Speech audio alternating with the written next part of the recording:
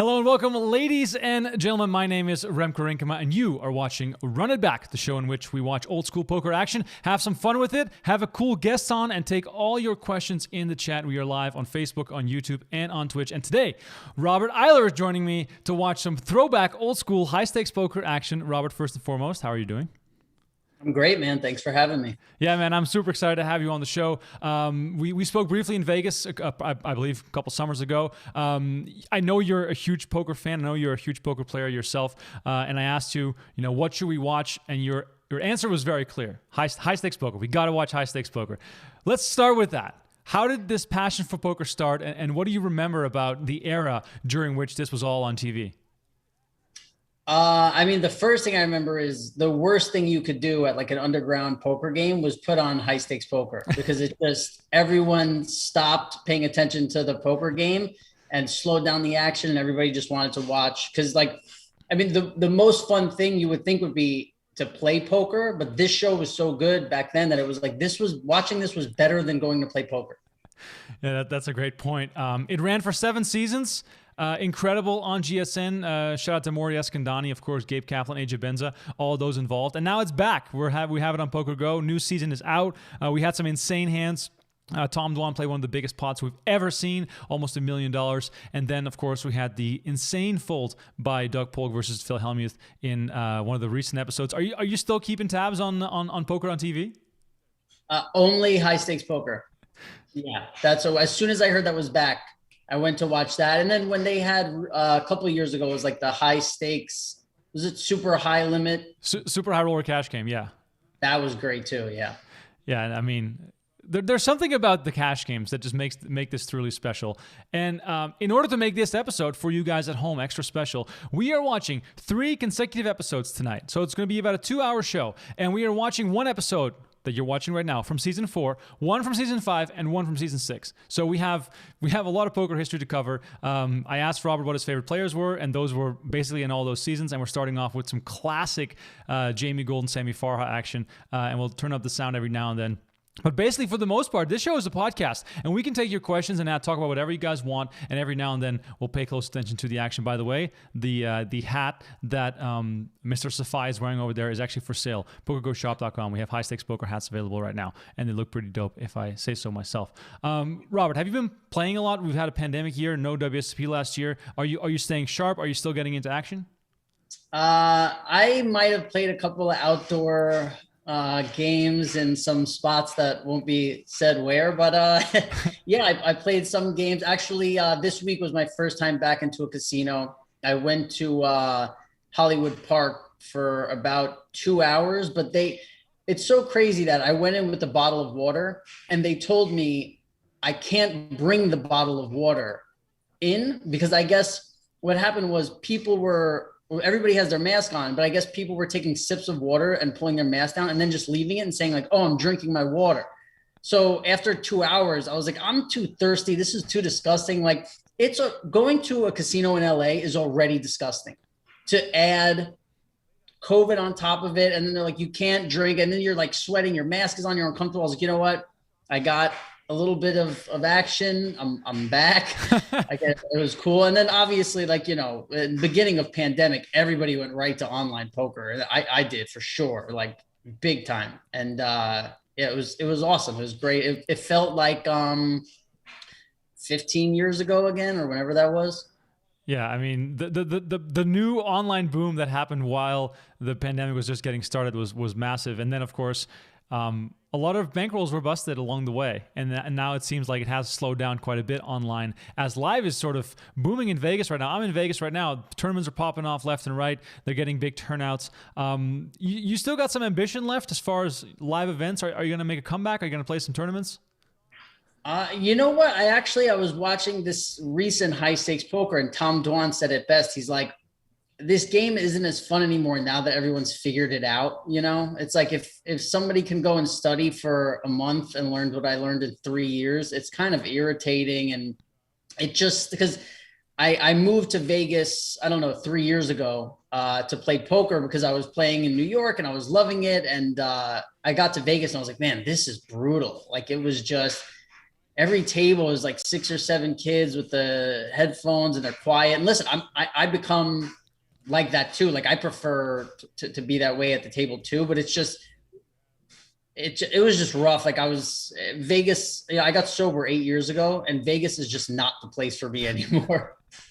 Man, that's tough. But you did it for quite a while, and you were playing WSP events, Venetian deep stacks, all that stuff. So that shows you had a real passion for the game. What was it hard to step away from that, or did you have something else to pivot to? No, it's not so much like I stepped away. So what happened was when I was right after, I don't know how long after, but after Black Friday, I went to Vegas for 2 weeks to play in the World Series of Poker. And I went with like a suitcase. I had that suitcase for the next year and a half in Vegas. And that was it. I got a place in Panorama Towers. I was living there for whatever, a year and a half, and just playing poker and partying.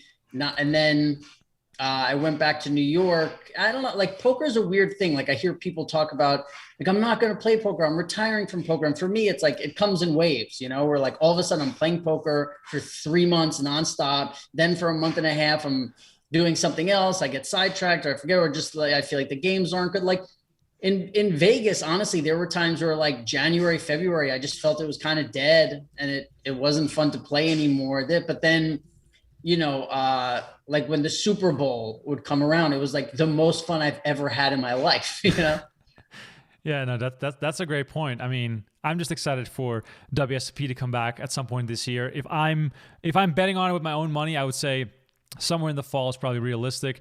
If the vaccine thing keeps going strong, then we can do big events again. And I'm just like, what I miss the most is walking into the Amazon room and hearing thousands of people shuffle the chips.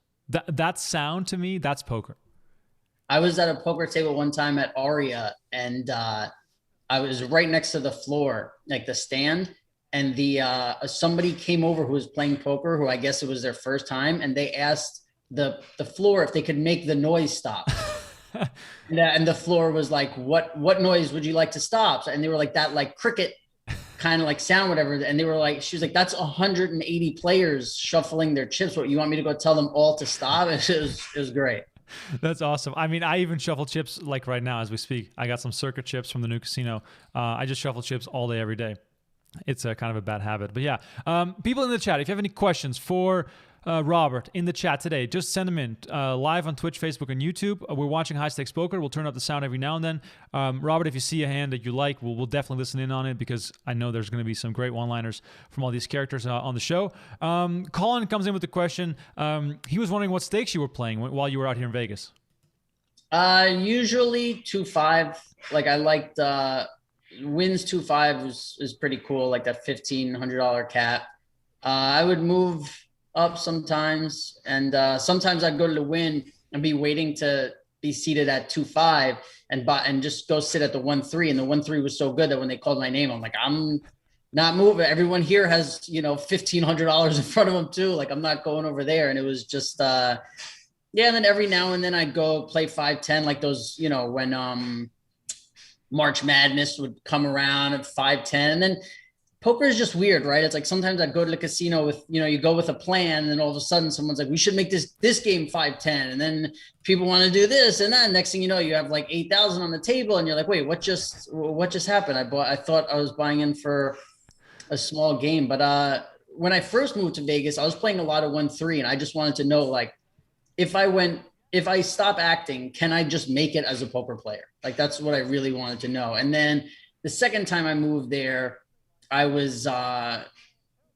didn't get this. I didn't have the same passion anymore because, like I said, I stopped drinking and partying, and just being in Vegas was tough for me, Right.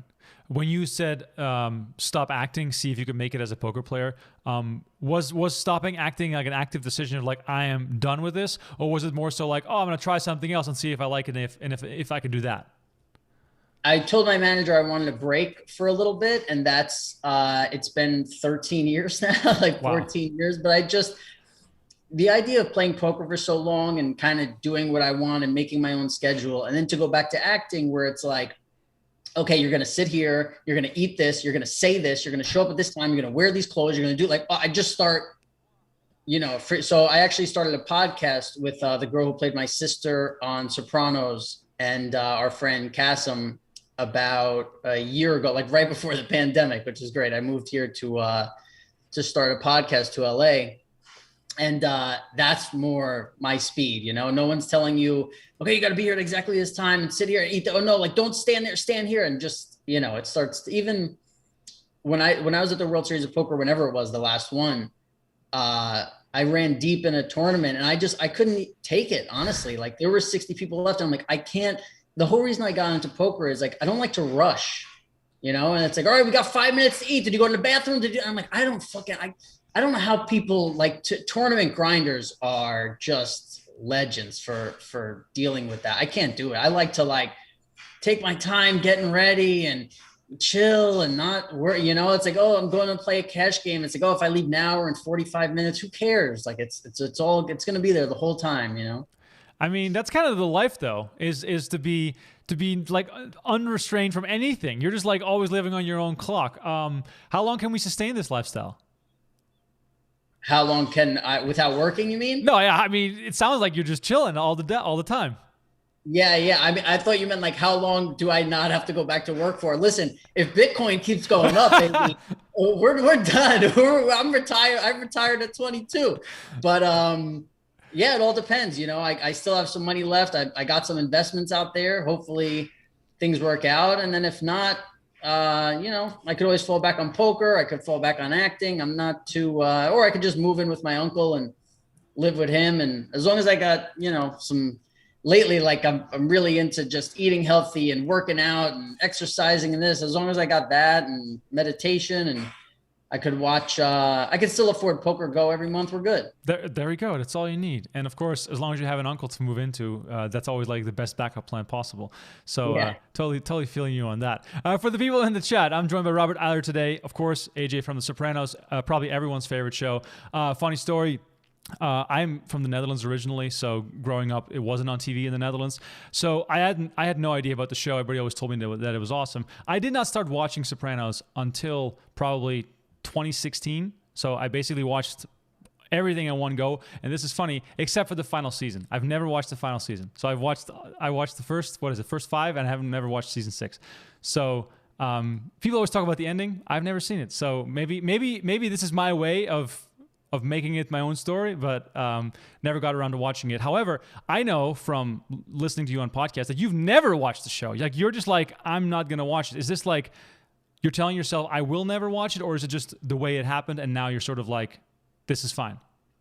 Yeah, I mean, I didn't want to watch it. I kind of liked when people would ask me questions and I could just be like, hey, I don't know, it was a nice thing because it was crazy when it was going on, how big it became and how many questions people had of just like, when they said this in this scene and what did they mean? And I was like, dude, I've never seen it. Like, I have no idea what you're talking about. And then when the ending happened and people were like, what'd you think of the ending? It's like, I've never seen it. Like, I don't know. Like, I'm sure to me, whatever David Chase does or decides to do is genius and perfect. And I think he's just incredible. And we actually did like a 20-year reunion kind of thing. And then we did like a firefighter charity kind of thing. And they wrote like a 10-page scene or whatever for us to do.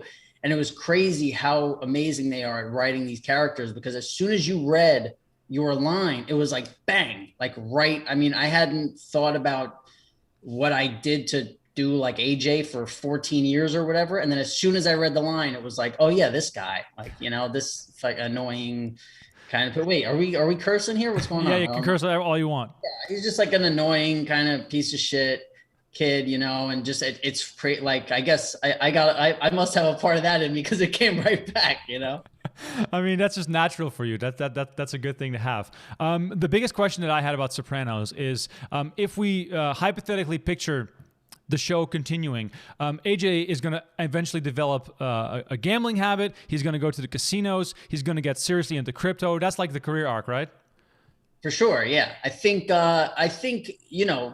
there's part of him that's like me, and where like, he could never kind of decide what he wanted to do or this, he never wanted to commit to anything, but yeah, it's weird because even when people ask me something like that, it's hard to even remember what was going on in the show because I never watched it. So to me, it's like trying to remember conversations you had with your friends 20 years ago. Right. Like if remember 20 years ago when we went to lunch and you said this, you're like, no, not at all, you know?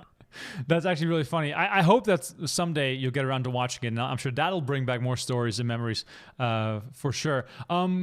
Whenever I have like an athlete on a podcast, I always ask like, oh, when you guys are going to a game or when you're flying, are you guys gambling and playing poker? And you grew up on the set and, you know, you went from just teenager to like, you know, basically drinking and smoking and going out and partying all over the course of the taping of that show. So does that also mean that you learned how to play poker on the set? Like, was there action when you guys were filming? How did that go? So we played poker a couple of times, but nothing too crazy, like definitely just for fun. But then we once I turned 21, I could go with them to appearances that they did in casinos. So we would go to those and just, man, talk about having a good time. Like it was crazy. It was so much fun. And yeah, we would all go, like these people would, I don't know what they were paying or if it was like, if you're a gold member at the casino, come meet the Sopranos, like however they arranged it. They didn't tell us. They just said, hey, we'll give you this money. If you come here and hang out for the night, we'll give you a room. I'm like, yeah, I'd probably be there anyway, you know? So why not? And, we just show up. And then it's funny because these people would like wait in line for hours or whatever to meet us. And then 2 hours later, we would all be sitting at the blackjack table and they would walk up like, why did I wait for 2 hours to meet you when now I'm sitting next to you playing blackjack? And we were like, hey, I didn't tell you to wait in line, you know? That's amazing. That's absolutely hilarious. What were some of the worst decisions you've made, you know, as a young kid with a paycheck and going to casinos? Because I can only imagine that was not a good combo. So when I turned 21,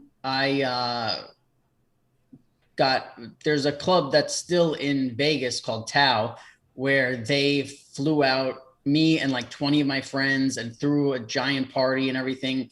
And I had always said, I'm going to take $5,000. I'm going to put it on red right when we walk in.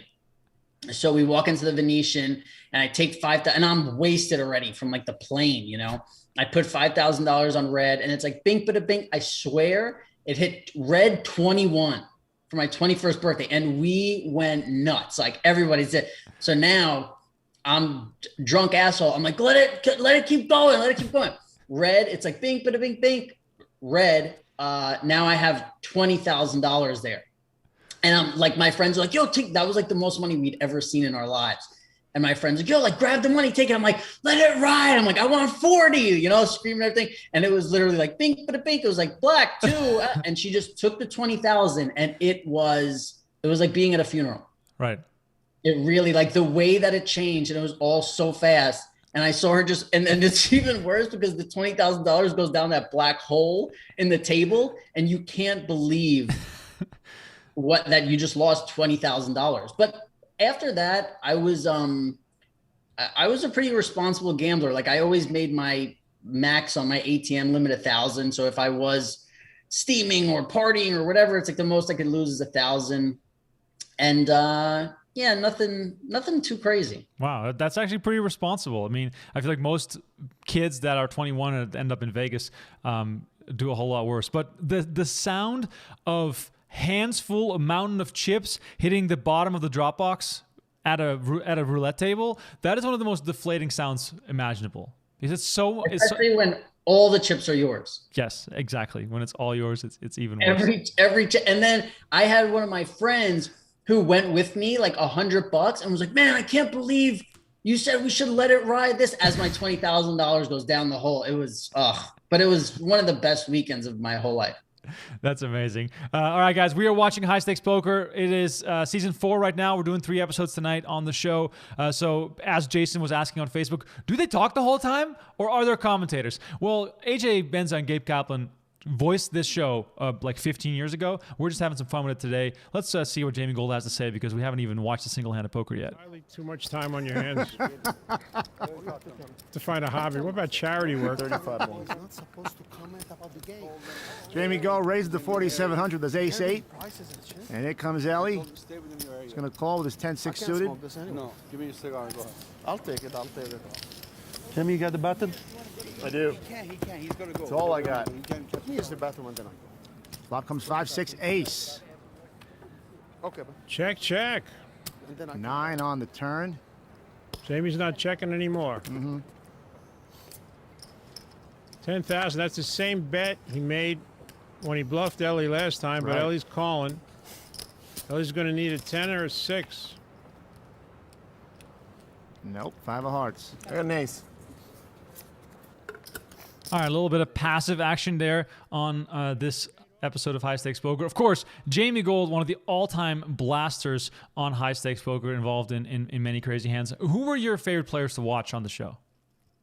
Well, it's funny because with Jamie, I met him when I was living in Vegas, and then we exchanged information. And he texted me. He's like, "Oh, I'm opening up my own poker room." It was either Flamingo or Flamingo for sure. I think so. Yeah, and he's like, "I'm opening up my own poker room at Flamingo," and we went over there for like the games and the partying. And man, if you see how he's playing here at what is this, like 500,000? Oh yeah.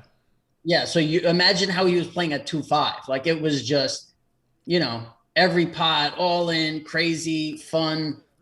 And then we hung out a couple times in Borgata when I used to go out for every tournament and everything. And man, it was good times. My favorite players to watch. I mean, it's hard to not say Tom Dwan, right? Right. It's really hard not to say that. He was just such a legend, And then, so when I first started coming out to Vegas, the only people I knew in Vegas were promoters, like club promoters and stuff like that. And I'd call them and they'd be like, "Oh, you should come here tonight," or "This is where you," and then the rest of the time I'd spend at the poker table. And one night I'm at, again, Tao, and this guy hands me a bottle of tequila and I'm like chugging it. And I look over, it's Antonio Esfandiari. So we party that whole night and he's like, "Where are you staying?" And I forget if I was staying at wherever, like, I don't know. I think I might've been staying at Venetian. And he's like, "You're never allowed to stay at a hotel again. Next time you come to Vegas, you're staying with me. You stay in my spare room." So I'm like, "All right, next time I'm going to Vegas," I hit him up and I'm like, "Hey man, like, I'm coming to Vegas." He's like, "The room's open for you. You come in, whatever." And I stayed with him and we had fun, but then like, he's a real social guy and always wanted to go out. And I was at the time in my life where I was taking a lot of painkillers and like doing a lot of drugs and kind of like, staying, like being like a shut-in or whatever. So the first night we went out, we partied, we had a good time. And then for the next like 6 nights, I'm like, I either want to play poker or be in this like room watching TV or whatever. And he's like, "Dude, what are you doing?" He's like, "Your life is," he's like, "Come on, man, let's go have fun. Let's work out or, do whatever, like have a good time. Let's go to dinner." I'm like, "Nah, man, I'm good." And so after that, I never stayed at his place again. Cause I could tell he wants more of like, the social guys hanging around. And I was not that at the time. I mean, that's an Antonio that I have not seen in a very long time. Of course, when they were doing the whole victory poker thing, those guys were just going bananas every single night. And now he's Dad Antonio. When he's on our show, all he talks about is his kids and going to the beach and riding bikes. It's just a whole different, whole new guy. I mean, I guess your 20s aren't the same as your late 30s. Maybe he's even 40 already. But in general, it is crazy to see how people can change. And for you, that's also no longer the lifestyle. Like you're no longer from the sounds of it, living on those extremes. No, yeah, I've been sober for 8 years. I mean, I'll smoke weed occasionally because I don't think weed is like a thing, like weed was never something that I was like, like craving weed. But yeah, I don't drink anymore. I don't do any of that stuff. And it feels great, man. It feels really, really good. But then, in my head all the time, I'm like, man, one night would be great. Like, I just fly. Now they have these like $90 flights from New York to Vegas. I mean, LA to Vegas, and you fly in like a private jet basically for $90 and you don't have to go through an airport. It's insane. I'm like, if that was going on when I was partying, where like, you just start partying in Vegas, like, so, you're in LA. Did you go home that night? Did you sit where it's just, but yeah, I was there for like the victory poker starting of it and the parties, going to the parties. And I think I might've even been staying with him during that, like when the victory poker thing went off. It was fun, man. It was crazy. Those were crazy times. I'll never forget all the promo videos they made. I was like, this is just too bizarre. And they started it like right before Black Friday, and like it was like 2010 or 9 or whatever it was, and then all of a sudden it all came crashing down, which of course was a shame. Poker, however, right now seems to be really healthy, and I think when the pandemic is over, it's going to be pretty big. You're saying you're 8 years sober. I'm curious. Does that mean you have to sort of stay far away from temptation? Are you still tempted, or have you found a routine that works for you and it's no longer a big deal? Yeah, not tempted at all. Like I was the guy who like you could keep alcohol in my fridge. I don't care. Like, you know, I actually don't like the idea of like keep it away from me, because then what happens if I go to somebody's birthday or a dinner, or even if I'm on a plane and the cart's coming by with the alcohol, I'm just like, I need it right there. Like I still have friends who party and do drugs and I see it and I'm like, I just, you know, I want, obviously you want the fun part, but you know what else comes with it. And just the pain, man, once I turned, you know, 25, 26, 27, the hangovers just got so crazy but I think it was mainly from like drugs and cigarettes more than the alcohol. But like, I really think cigarettes are just, it really mess you up, man. Really? Wow. I didn't expect you to go for cigarettes out of all the vices that you could possibly pick. Meanwhile, we have Negreanu and Harmon all in. She doesn't look too happy, even though she's ahead. Let's listen in. 2 times. So they've agreed to run it 2 times. 2 times the whole thing, or 2 times the last 2? Huh? 2 times the last 2 The last cards. 2 only because they see the flop already. Yeah, 2 times. Daniel's hoping to win one of these. I was going to tell you we're Split wrong. this pot. That would have been a good You can go that ace jack of diamonds. Jack of spades. Card. Good card for Daniel. Gives him a lot more outs. He's only 36% dog now. Wasn't the worst card in the deck for me. No, I agree. 9, jack, queens, king, ace.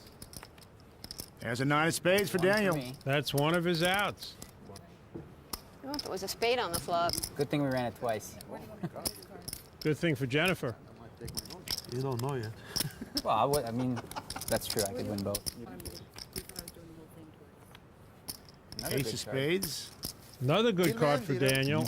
Not quite Ace, as good king, as a queen, jack. jack. There's one jack gone. Yes.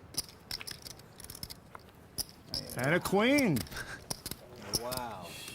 Negreanu wins both hands. What are the odds of that? Daniel Negreanu feels bad winning money from Jennifer Harmon, one of his close friends in poker. Daniel has spoken a lot about how Jennifer really taught him how to play, and he would sit behind her and watch as he came to Vegas for the first time in the 90s. This, of course, is not what you want to do to your friends. Speaking of losing a big pot, what's the biggest pot you ever lost?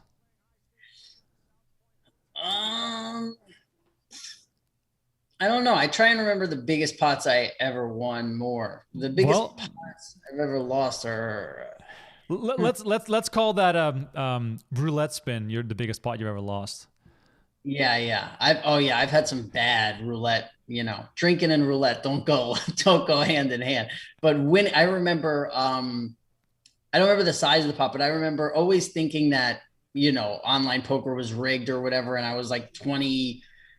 I don't know how old I was, but I was playing a hand, and I very rarely played cash games online. It was always tournaments, but I was sitting at like 1-2 on full tilt, and I had pocket deuces, and it was like raise, call, and I called, and the flop came jack 10 deuce, and we got all in on the flop, and I had deuces, the other guy had jacks, the other guy had tens. And I was like, this is the most rigged shit. Like instantly just complaining, and the river was a deuce. And I remember, like, I'll never forget. That was over 10 years ago. I'll never forget, like, that. And that was the time also when I was like, I went around telling everyone, online poker is not rigged. I know for a fact. So one deuce on the river just completely cured you. That was it. I was like, I can testify in court now. Online poker is not rigged. That's amazing. Thanks, everyone, for all the comments in the chat. Robert, lots of people saying that they also went sober and how it changed their life and improved it, and they're happy to hear that you're doing well. It's good to hear from you guys in the chat. I really appreciate it. As I said before, we're live on Facebook, on Twitch, and on YouTube. So if you have any questions for Robert, please send them in. Mark asked a question if you have stories of memories of the poker scene in Sopranos, but I'm pretty sure you weren't even near that. Yeah, I wasn't there. I wasn't around. I wasn't around for a lot of the fun stuff. I was more like show up in the kitchen, pout, and like eat a sandwich was my kind of vibe, more so than getting to be at like the strip clubs and but actually when I got older, we did one scene at a strip club. I forget if it was like the bachelor party or the this. And I'm like, I remember looking around and there were like, you know, naked girls rubbing into you and there's music on and everybody's smoking. And I'm like, I'm getting paid right now. Like, this is the silliest thing in the world. Like, you know, you're just like, and by that time we've been working on the show for 8 or 9 years, and it's like, and I'm with my friends. Like, you know, you're just like, I'm chilling with my friends at a quote unquote strip club where I'm actually not spending any money. I'm getting paid to be here. How does it get better than this? You know? What I want to see is some kind of spin-off show where it's just you and Flynn from Breaking Bad having breakfast. Breaking Bad might be my favorite show of all time. I recently rewatched all of Breaking Bad, and it's even better the second time because you're more aware of the intricacies of the script and how it's all connected. And the first time watching, they're 1 week apart, so you can't really binge it. So it's so different watching it the second time. Yeah, I watched Game of Thrones for the first time during the pandemic, and it was just, it's crazy how different watching a show all at once compared to, because people are like, oh my God, the ending sucks so bad. But when you watch it in 2 weeks, it's like, no, the ending was fine. You know, it wasn't incredible, but it was fine. But I could imagine if I had been a fan of the show for 6 years waiting for something, then it's, you know, it's totally different. But even now when shows come out, like, and my friends are sitting around talking to them, they're like, how come you're not in the conversation? I'm like, I don't watch shows until this full season is out. Right. I can't do it. I can't remember like some little thing you're supposed to remember 10 weeks later, especially with all the crap I'm watching during like COVID and this, forget it. So wait, are you going to tell me right now you're more of a reality TV guy than an actual TV show guy? I do. It's cool. Listen, a good TV show is better than a good reality show, I think. But overall, like, man, I love watching reality TV and talking shit with my friends about it. You know, it's like, there's only so much you could talk about when you're like, man, that show, real high quality, you know, like that, where when you watch these shows like, you know, 90 Day Fiance, which I love, it's like, man, you could talk about it forever, you know? Oh man, I can totally not identify with that at all, because I just get the cringe is so overwhelming that I just can't. I feel like I'm intruding on these people's lives and they look like morons and I have to just look away. Yeah, I love that, you know, and especially because I don't get to be as much of a moron as I used to be anymore now that I'm sober. It's like, I have to get my moron fix somewhere, you know? Fair enough. That's actually a really fair point. For the people in the chat, please keep the questions coming. If you guys have some interesting things to ask. Sam on Facebook is asking, do you also play PLO or mixed games, or are you a one-trick pony, as I like to say? I am a one-trick pony. I mean, I know how to play PLO. I play for fun sometimes. If I'm at a game and they decide to go half and half, I'm not going to leave. But I just don't enjoy it as much, really. Also because the only times I've ever played it were at like crazy spots. So it's like, it's a crazy game that I've only played at like max speed. And it just was, you know, I'm like, what am I going to do? Fold here? No, let's go. Like, yeah, it's too much, I think. There's a lot more. It's more like blackjack or roulette, if you ask me, playing PLO. Yeah.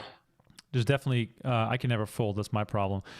People are shouting out your podcast, Pajama Pants Podcast with Jamie Lynn and Kasim G. If you guys want to check that out, they have their own YouTube channel. They release tons of new content all the time. Give the people who are unfamiliar like a short premise of what you guys' podcast is like. Yeah, so we just started a vlog too. Like you said, it's Pajama Pants on YouTube. You can find all of our episodes there, everything. And so we did the 20-year anniversary of Sopranos, and I was with Jamie, and we were actually back in her hotel room, and we were like smoking a joint in our pajamas, and we're talking, and we're like, this is what we need to do, you know? And I'm like, if I move to LA, will you start a podcast with me? And she's like, of course. And I had been friends with Kasim G, who you said you enjoy his stuff, and he was a YouTuber back in the day, and he's, you know, one of my best friends, one of the funniest people I know. And yeah, we just decided, hey, let's try it. And we got into a room together right before the pandemic. We recorded a few, and then our producers actually produce other podcasts like Tiger Belly and this kind of stuff. And they were like, they are great at the like YouTube game, so they're like, we're going to get you on YouTube, and we've been doing it. And it's just, especially during Corona, like it saved my life, of just how much fun at such a dark time, how much fun we were having, and just going into this room together for an hour and laughing and not having to, it was just really, and getting to get closer with Jamie after, being friends for 20 years and catching up more and getting to know Kasim even better and this. And we don't talk about anything, like in particular. Sometimes it's like goofy, weird questions. We've had a bunch of comedians on, like Tom Segura, Christina P, Joey Diaz. We had Dr. Drew on. We've had like, we've had a bunch of people from Sopranos on, obviously. Drea, Dave Mateo's been on like 3 times. Michael Imperioli, a bunch of people. And it's just, it's a good time. I love it. So are you actually in the role of interviewer? Is that like your thing that you enjoy? Or are you just there to also tell your stories in that sense?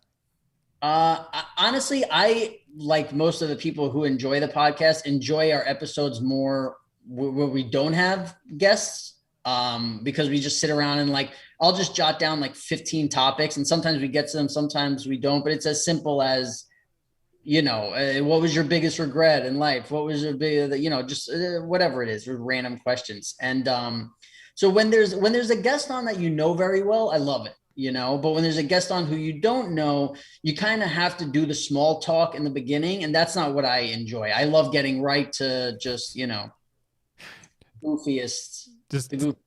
Just cutting deep and being like, oh, remember that one time we were at this place and shit got wild?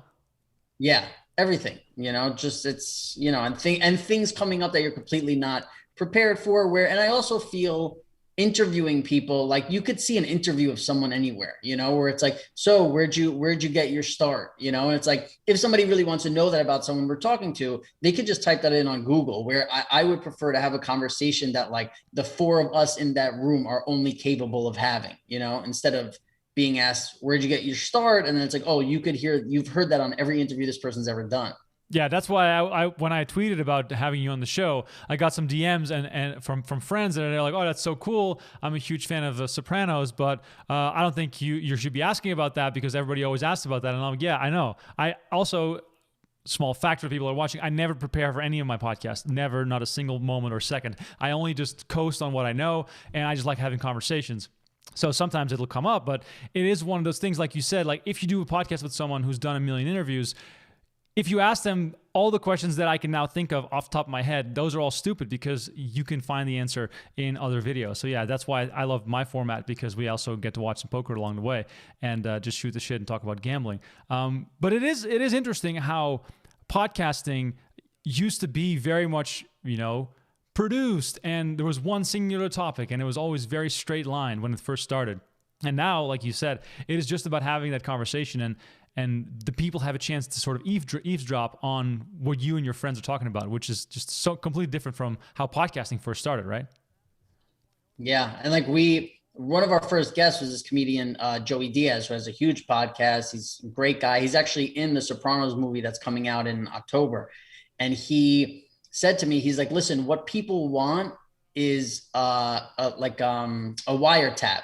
Meaning they want to know, if the 4 of you were in a room and this wasn't a podcast, what would you be talking about? And for me, that rang true more than anything. Like if you said, like, if you think about your favorite band from growing up, it's like, would you rather hear our interview of them or just like a live microphone while they're in a hotel room hanging out? It's like, oh my God, it's not even close. Like I don't need to know where they grew up. I want to know like how they are when they're just shooting the shit.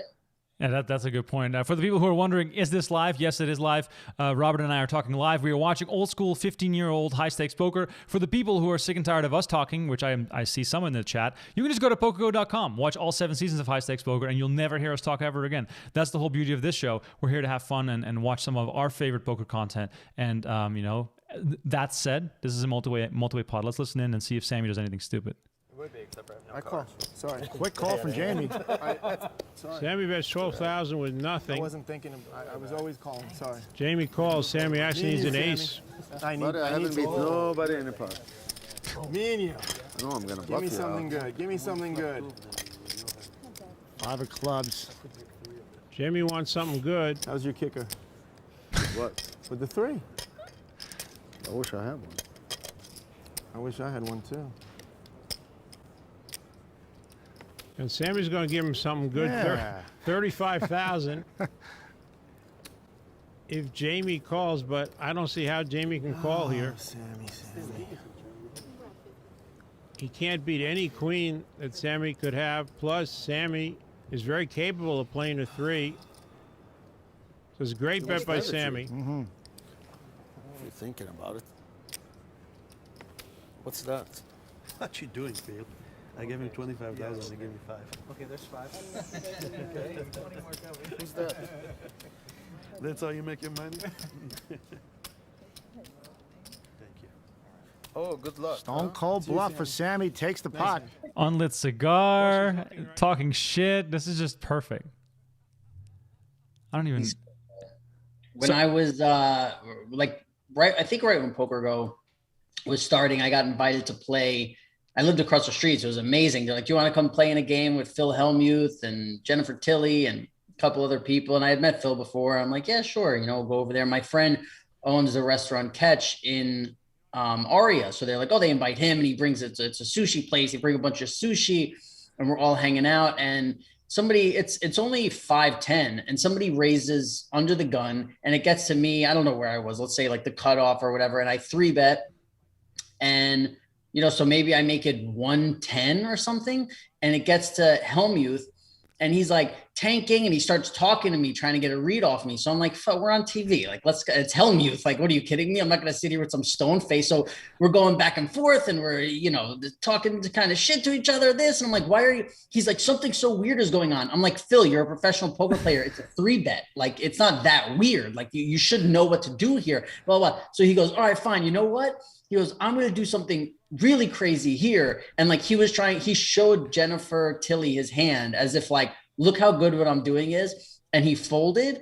And then my friend was the only other person in the hand. And I was like, yo, fold your hand so I could show this, And I had the 10-8 of spades. And I'm like, Phil, show your hand and I'll show my hand. And I'm like, yeah, it was good. And he turns over ace king for $110.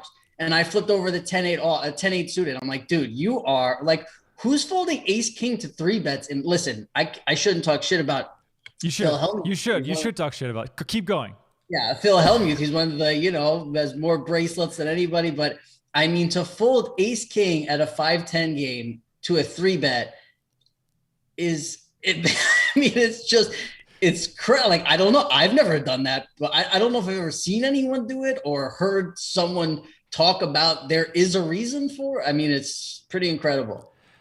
I mean, the discussion is about as alive as it's ever been between Negreanu and Hellmuth on Twitter recently, with them playing high stakes duel. That's coming up in just a few weeks. They're playing heads up for 100K and potentially more in the future. But then the sheer confidence Hellmuth has in himself, while we have all these things to point at, that he is no longer at least at the top of the high rollers and folding ace king. And if people have watched high stakes poker, he didn't play a single hand. He had the nuts against Duck Poke, and Duck Poke folded. So, end of story. Phil Hellmuth, I love you. You're one hell of a specimen, but I don't think you're on the top anymore, and that's totally fine. But you cannot be folding Ace King to anyone. Ace King is just not a hand. This is a game where people are drinking, people are laughing. We're on TV. That like, how do you? I don't understand. We're sitting there, 300 big blinds deep at just. And to fold to me, who like, and of course on the show, like I've never played poker on TV before. It's like, oh, you're folding to this fish, like, just the pain. And later, like we were talking about the hand and he's complaining about it or whatever. And I was like, listen, Phil, you'll forget that hand in a week. I'll remember that for the rest of my life. So thank you, and that made him feel a little better. Oh man, chat's going wild. Everybody loves it. The fact that you made Helmut's fold ace king. Everybody says Helmut's terrible, and of course, you can never fold ace king. Meanwhile, we've pivoted into season 5 of High Stakes Poker. For those who are keeping track, yes, we are watching episodes from 3 different seasons. I just wanted to sort of get the full High Stakes Poker experience. We started with Sammy and Jamie. Now we've pivoted into the Tom Dwan era. Most importantly, the Tom Dwan versus Barry Greenstein battle, which of course, one of the most interesting battles in all of High Stakes Poker history. You guys in the chat, please let me know who your favorite players were on High Stakes Poker. And I feel like it's almost cheating if you say Tom Dwan because that's everybody's response. So please try to be creative. If you have questions for Robert, do send them in. We do appreciate all the questions. And I mean, Barry's just here to lose a bunch of money. That's always how it goes. Actually, you know what? Let's just listen in and see where this goes. In London. I think I did 32. Was it 32 or 64 I did in London? It was big, probably 64. 15,000. It was big. I did 64, right? Wait, no. Yes, I did the big one. Either David Benjamin, by the way, he's always eating. If you ever go to WSOP, David Benjamin is always eating a plate of food. It's very impressive. You paid other people to straddle. Big man. yeah. And you remember Zygmunt from back in the day? Of course. The famous video, in case you guys haven't seen it yet, where he snorts a line of salt, he squeezes 2 lemons in his eyes, and then he takes a shot of tequila. That is what his life was like for about 10 years. And then Joanna shoved like 200,000. And you were like, I Look what haven't seen my Double hands. Straddle did, but they didn't know that. 50 done before Right, the flop, obviously. And after the conversation, David Benjamin says, yes, I remember it well. So Barry and Doyle have paired their jacks.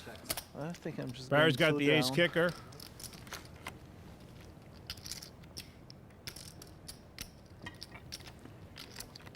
And the big papa is going to say, hey, I think my jack might be good. Here's 35,000. Just the casual way with which they flick these chips in the middle. I'll never be able to relate to it. Just 35K, just like that. While this hand is going on, when you first started coming to Vegas and you saw guys like Doyle and Ivy, either in passing or in the poker room, was there also a little bit of fan inside of you, like, holy shit, these guys are really here? A little bit. I mean, it was insane. I remember we were in LA for, I think, like the Emmy Awards or something, and we would everyone on Sopranos would stay in one hotel. So we'd get, somebody would call somebody's room. Hey, we'll all meet at the pool at, noon or whatever. And Jamie Lynn, her boyfriend at the time, was like, oh, I have a lunch meeting or whatever. And he went over to like the tables where you could sit and order food. And all of a sudden I see Doyle Brunson walk in. And Doyle comes and sits down with him for his lunch meeting. And I'm like, this is fucking insane. Because we're at the hotel all sitting together, like eating, drinking, and people are like, oh shit, there's all the Sopranos. And I'm sitting with all the Sopranos looking over at Doyle like, oh my God, fucking Doyle Brunson is sitting over. I mean, just what? Because, even though people might have like bigger names or bigger this, even like Phil Hellmuth, he is a presence, but not the way Doyle, like Doyle comes in, you feel like you should bow. You know what I mean? Like there's like yes, sir. Like, is there like, I felt like, should I go like wait on him? Like, did he not, why are they not filling up his water? Like it's where with Phil, it's like, you want to tell him to go get your water, I feel like I have to ask this, but did you approach him? Did you say, hey, Mr. Brunson? Well, Jamie's boyfriend came over to me and he's like, yo, come meet Doyle. And then like, I went over there and was talking to him, and it was just like, you know what? It was actually really cool to meet him not in a poker room, because there's a whole different vibe, like the first time I've hung out with Negreanu a bunch. And the first time I met him was like in a poker room, and there's that like, oh shit, like this is like talking to Derek Jeter while he's standing at the fucking plate. Like there's more of like, you're kind of seeing yourself in the situation. Like, wow, this is pretty bizarre. And where with like just at a lunch table with Doyle, it was really like calm, and just having a normal conversation it was incredible. As someone who's partied in Vegas a lot, you must have at least one Ivy story.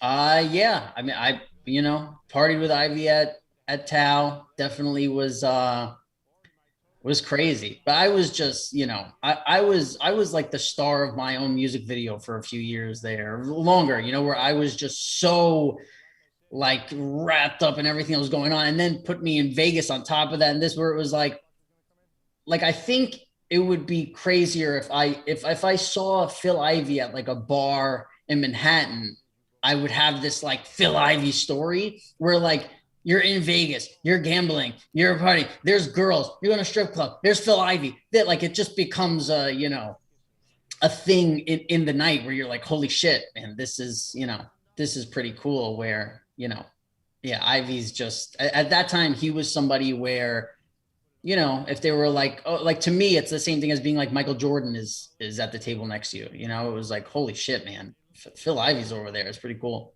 When I was at PCA in Bahamas for the first time, I walked into the casino and there was like a huge crowd around the craps table. And I'm like, wow, it must be a big roll going on. There he was, Michael Jordan himself, throwing dice at PCA. I've never seen Michael Jordan play, but I've seen him play craps, and it's basically the same thing. Like he's just has like a giant crowd. He had a cigar. He was wearing like the Jordan slippers. Like it was just the whole thing is just perfect. It was awesome. But yeah, I mean, it's just weird seeing those people outside of their natural habitat in a way. So you mentioned Tao a few times. Was that the standard night out? Was it like dinner somewhere, go to Tao, get a table, got the good table? Yeah, I was buddies with Jason and Noah, who own Tao. And again, I did my birthday there and this. So yeah, that was a spot to go. I feel like at the time it was kind of like a lot of places would change, and that where like Tao was always there and is still there. Like it's the old reliable. And then, places started coming at Wynn that I heard about where you're like, oh, go to XS or these places. And I forget where the pool party's not at XS, is it? It's at the other one. It's Encore Beach. Encore Beach. The pool party at Encore Beach is the best party I've ever been to in the world, hands down. And I was going out for 10 years, like nonstop partying everywhere. Miami's incredible. New York, a ton. LA, wherever. Nothing to me even comes close to the party at Encore Beach because you can go in your bathing suit. So it's like there's hundreds of girls in their bathing suits. There's a pool, then there's a DJ, then there's blackjack tables. Like it like you're just like, what is, like, if you could create, my fantasy club, I would be like, you don't have to. It's been created. It's at the Wynn. So did someone have to like wheelchair you out through the back door after a night like that, or were you still? No, I always did enough coke to make sure I was stay on my feet. I was never the guy who was falling over or anything like that. I was always ready to go. Wow, so impressive. And then did you reach like one day where you woke up, you're like, okay, now we're fucking done? Yeah. So on my 28th birthday, I took about 35 Molly, and I was up for days. And I thought I partied like Friday, Saturday, Sunday. So people say like 35 Molly. I didn't take 35 Molly in my hand and chew them down. Yeah. I started with 5, then I took another 5. I took another 5 and then kind of took one like every hour or two for 2 days. It was just coasting and drinking and partying. And when I woke up from that hangover, I remember thinking like, I was worried that I was never going to be the same, that I was going to go back to my normal, how I was. Like I was, when like a dog hears a noise and like flinches, it was like like a TV would go on and I was like flinching and just everything was really bright. And I couldn't handle anything. I couldn't handle life at the time. Everything was like a real challenge in this. And I was just like, if we make it through this and we can get, better, I'm gonna stop with the partying and everything. And I went like 5 days where I couldn't eat anything. I was just throwing up like black stuff and, sorry if anybody's eating out there, but yeah, I ended up going to the doctor, and the doctor's like, when's the last time you ate a vegetable? And I was like, in chicken fried rice, they put like peas sometimes, or like chicken and broccoli as broccoli. Like sometimes I'll have some of that. And he's like, go to this place and they make like vegetable juices. Go get a juice with just like something simple, apple, cucumber, that. And it was like, I felt like I was walking down death row. Like I was like, I just don't want to do and I got there, I drank this juice and I felt like I was back on like Molly or something. I was like, this is the best I felt in so long. And it's just, that was 8 years ago. And it was slowly, I started doing yoga. Yoga changed my life totally. Meditating changed my life. Then I started working out and this, and now it's just slowly, trying to get better and be better and surround myself with people who are trying to do the same. Wow, man, that's one hell of a ride. Was it like money and fame that got you to start that sort of journey in the first place? Or do you think you always had that inside of you? Minus the money, the bar tabs would have just been smaller, but it would have been the same sort of path. I think it was a common, like people always want to pin it on one thing, and it's not that for me. It was a lot of things that added up. And a big part of it was I was never a social guy. I was more like, I liked hanging out with my friends. I didn't really like getting to know new people. And if I did, it's like, one new person or two. And I remember when I first started going out to nightclubs and parties and stuff, and I was like, I hate this, but this is, I always admired like rock stars and that kind of thing. And I always wanted to be that way and partying and this. And when I would go to these parties, I'd be like, man, I hate being here. But then I would have 6 drinks and be like, I fucking love being here. Like I'm on top of the world there. And then I wasn't the guy who drank every day. I was the guy who, like, once I had one drink, I was drinking for 3 days, no sleep, Coke, Molly, pill, whatever it was, And yeah, it was, I think I would have had this in me either way. Like definitely, every time I tried a drug or a drink, I was like, wow, I really like that. But I think the fact that, I would have a year off from Sopranos, and it was like all of my friends who were 17 and 18 were like, oh yeah, we're going to school every day and we're doing these like normal kid things. And I'm like, well, where do people like me go who Monday through Friday have nothing to do? And that's when I found nightclubs, and it was like, hey man, we're open 7 nights a week. Like you want to come here, there's girls, there's booze, there's what. And I'm like, yeah. So I started doing that. And next thing I know, just the year started flying by, Wow. Man, it's kind of funny it's kind of impressive how you landed on your feet after all that. Because I feel like a lot of people, once you go down that road, you get stuck, and then that's just all downhill from there. People in the chat are joking, just saying that I drank a shot once, and I did hate vegetables for a long time, but I'm back now. Yeah, I lost a lot of weight. That's the good thing. I used to drink a ton. I came to Vegas for the first time when I was 21 too, you guys. What are you guys talking about? I was just never into drugs, but I vomited in multiple taxis across my journey here in Vegas. And one time I vomited out of the window of a taxi, and the guy freaked out. And I was like, dude, it's not even in the taxi. It's like on the door on the outside. Like, just go through the car wash. What's the big deal? Good times though. Anyway, we're missing a big hand. Let's listen in. Yeah, I'm going to find a picture to show you while we watch this hand. Good one. This is the hand.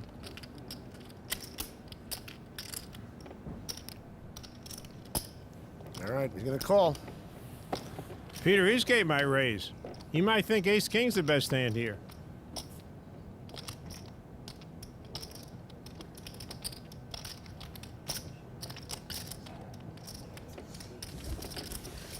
Now he's just going to call. Helmuth folds Ace King for $130. Eastgate doesn't fold it for $13K. Let's just let the record show that. Helmuth, baby. Queen, 4, deuce, 2 spades. Wow.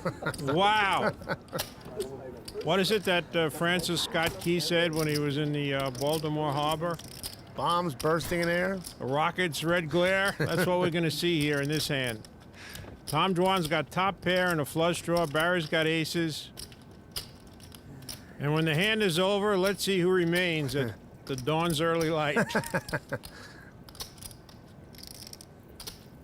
Dwan starts out with a $28,700 bet.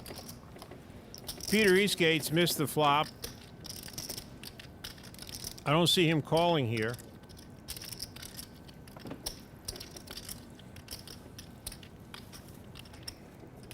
And Barry raises to 100,000. He's not going to slow play his aces. There's 2 spades on the board. He hopes Tom Dwan has a queen. He doesn't want Dwan to have a queen and a flush draw, which is what he has. Dwan is probably thinking, well, I can't be an underdog even if Barry has an overpair. Actually, Dwan would prefer Barry has aces instead of kings. But whatever Barry has, Tom Dwan's got to go with this hand. Here he comes. Choo choo. Wow, he's going to raise to 244,600.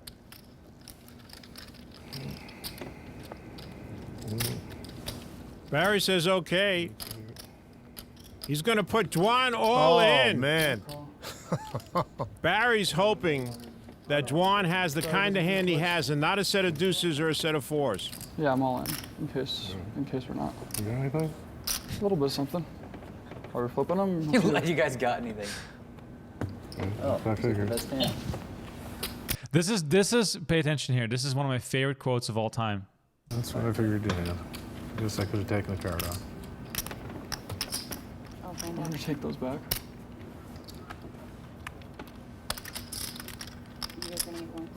So the dealer asks, "Do you guys want to run it once?" I think so, right? Whatever you want, I don't care. I'm fine with whatever. She said, are we running it once? I think so, right? Yeah, I want to run it once. If you wanted to take a couple hundred back, that's okay. That's pretty easy. Sorry. Okay. 22-year-old. That is the ultimate dunk on Barry Greenstein, because we all know Barry only runs it once. He always does. And then Barry goes, "We can take a couple hundred back." No. There's 900K in the middle. We're not taking any money back. Let's just go. Tom Dwan says no deal. Let's play cards. Another queen. Oh. Wow. Barry's dead to the case ace. Tom Dwan wouldn't take 200,000 back. Unbelievable.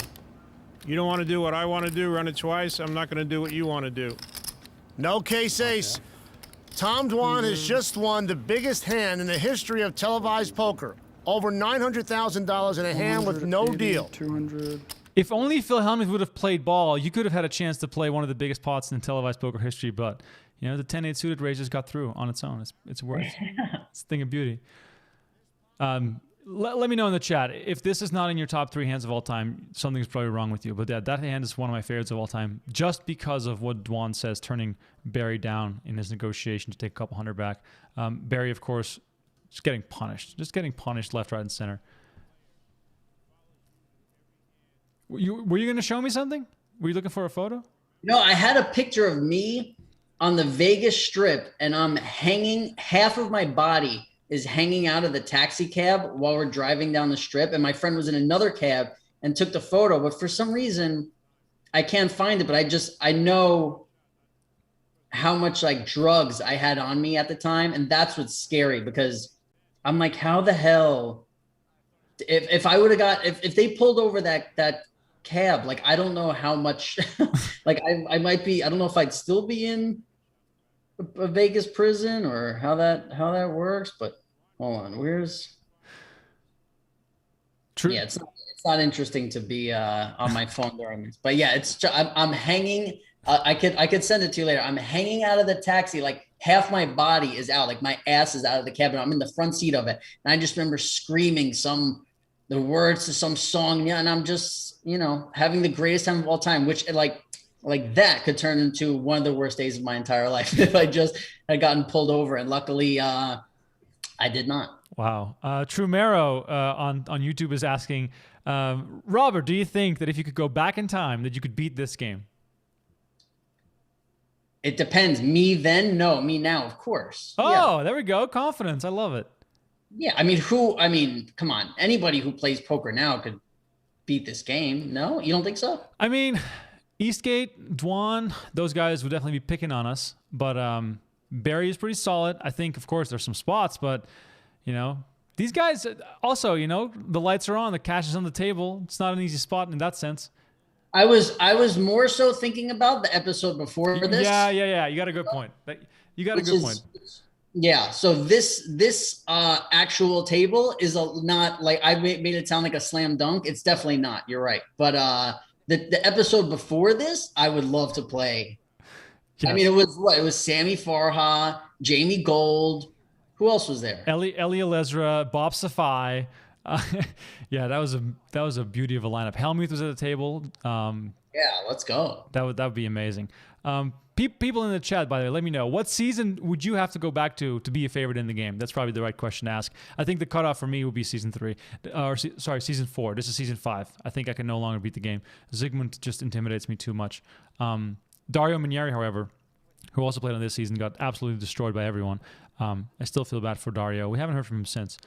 Let's see if you guys have any. I mean, Roger says Vegas cops don't care. That's noon on a Tuesday. I don't know. It depends how big the offense is, I guess. Yeah, there was a lot of powder in my pocket. You got to be careful. You got to be careful. Let's see what else. Any questions in the chat? You guys, please send them in. Well, one of the questions that has come in various different ways is, when you were at your lowest, were there people in your life trying to get you on the straight and narrow? And people are referring, did James Gandolfini ever be like, hey, get your head out of your ass, get your life straight? Or was it more so after that period of taping the show?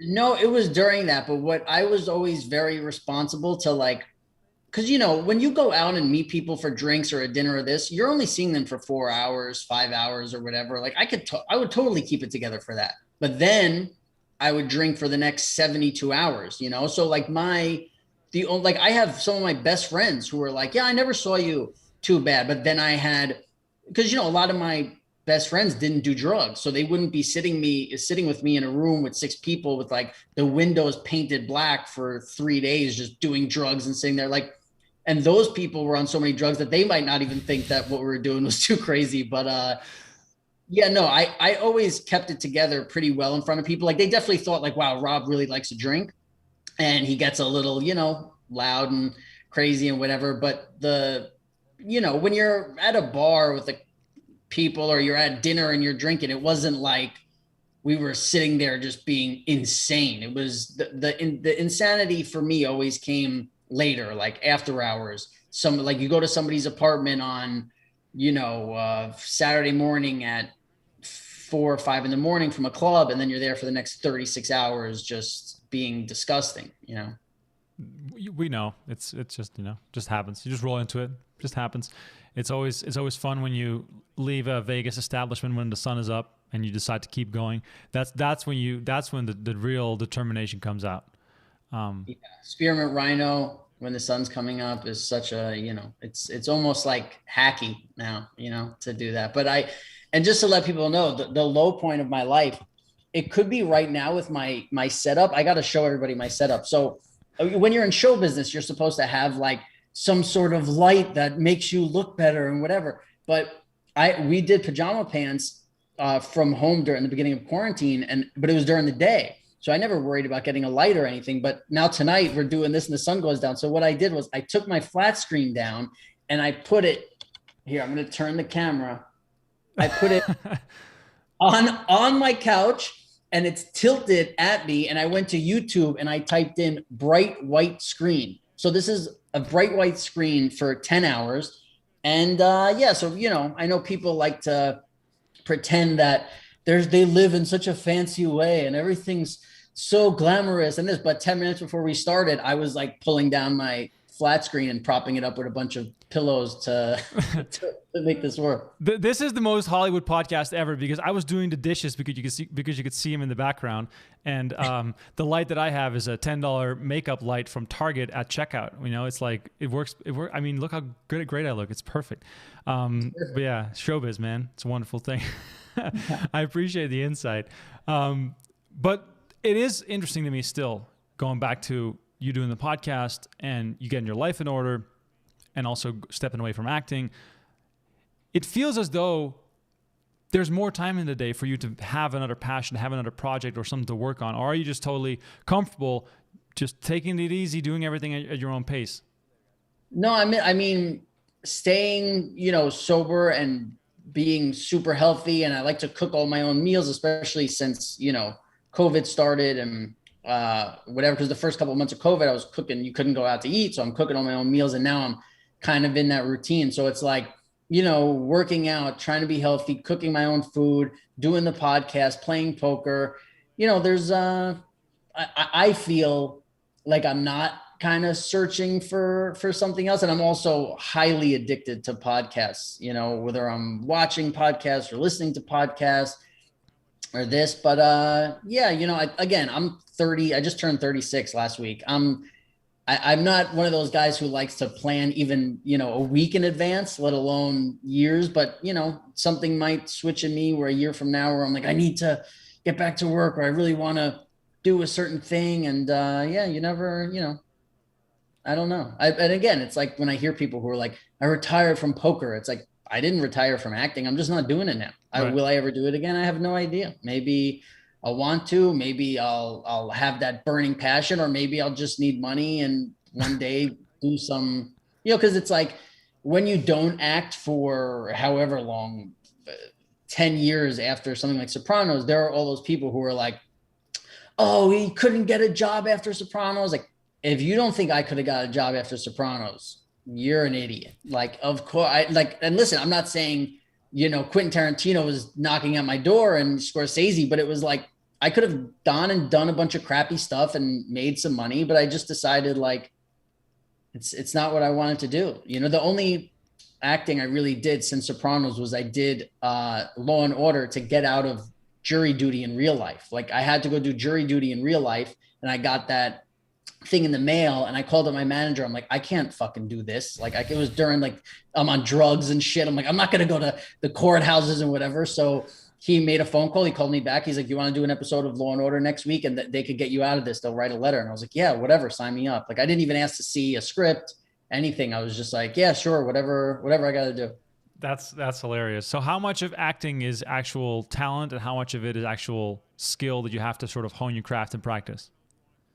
I think it depends on the person. It depends, some people are like poker. Some people are a natural, some people aren't. And then there's different kinds of acting, right? It's like, if I had to play a bratty 13-year-old kid when I was a maybe bratty 13-year-old kid compared to somebody who, maybe only finished high school, and now all of a sudden they have to play a doctor and you have to learn all of this lingo and all this shit. Like it's totally different. And there's, I talk about with Jamie Lynn all the time. It's like different actors have different talents where like for me, getting angry is like, I would read that in a script and I don't even notice it's there. Like, I'm like, yeah, sure, I'll get angry tomorrow. Like that's very easy. It's right there, but getting like crying and that kind of stuff, Jamie Lynn is like, oh, for me, I could cry at, the drop of a hat. It's so easy. And yeah, so, different people come with different skills. And then you got the people where you just watch them like Edie Falco and James Gandolfini, where you're just like, you can do no wrong. Like they are incredible.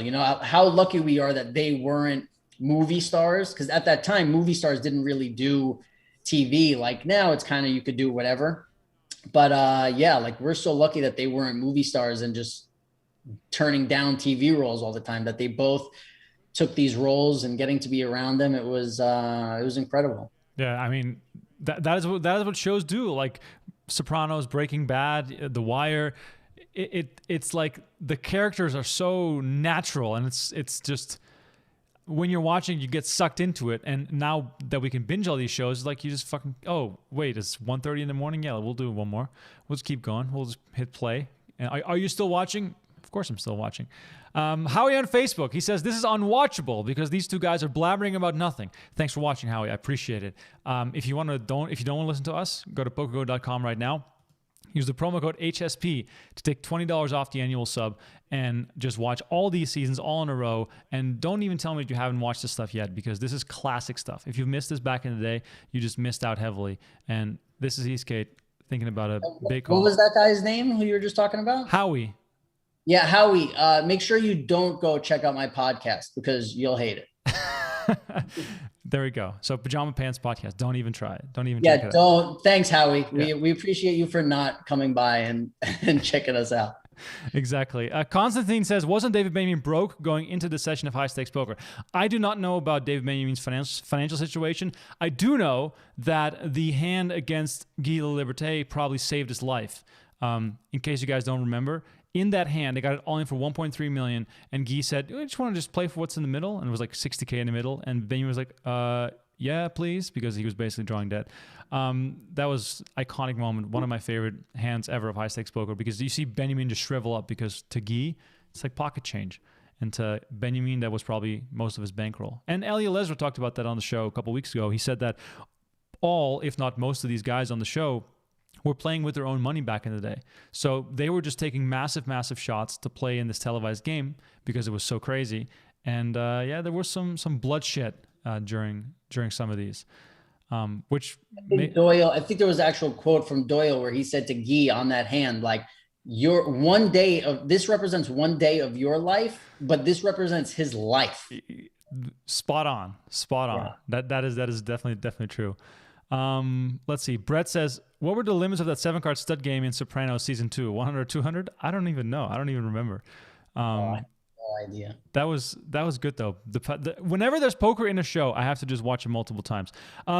Beezy on Twitch says, what year is this? Well, we're watching season 5 of High Stakes Poker right now. I want to say that was 2008 after Peter Eastgate won the main event, because that's what made him famous. So 2008-ish is when this was being taped. Avocado says, Daniel gets wrecked just about every season. That is correct. Daniel Negreanu was the biggest loser on High Stakes Poker. He lost every single season except for season 7, and he was just having a rough go at it. And Sion on Twitch says, who is the guest? My guest is Robert Iler. He loves poker, DGen stories, and he's, of course, AJ from The Sopranos. And we're just, catching up, watching some old school poker action, which is all available on PokerGo. Ryan, the promo code is HSP for PokerGo. $20 off the annual sub. We have new episodes of High Stakes Poker and Poker After Dark every Monday and every Wednesday, 8 p.m. Eastern. Here goes Eastgate all in. This time he has it. Let's see what Ellie does. $1,700. And Peter Eastgate looked at Ellie. It was a very good look right after he bet the money, like, I hope you don't call. Wow, tough spot here.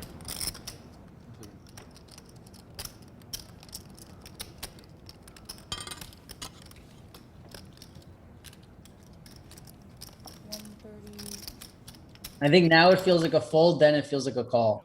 Yeah, definitely. Also, when you have a big cooler in a big cash game like this, you just sort of can't fold because it's way worse than calling and losing.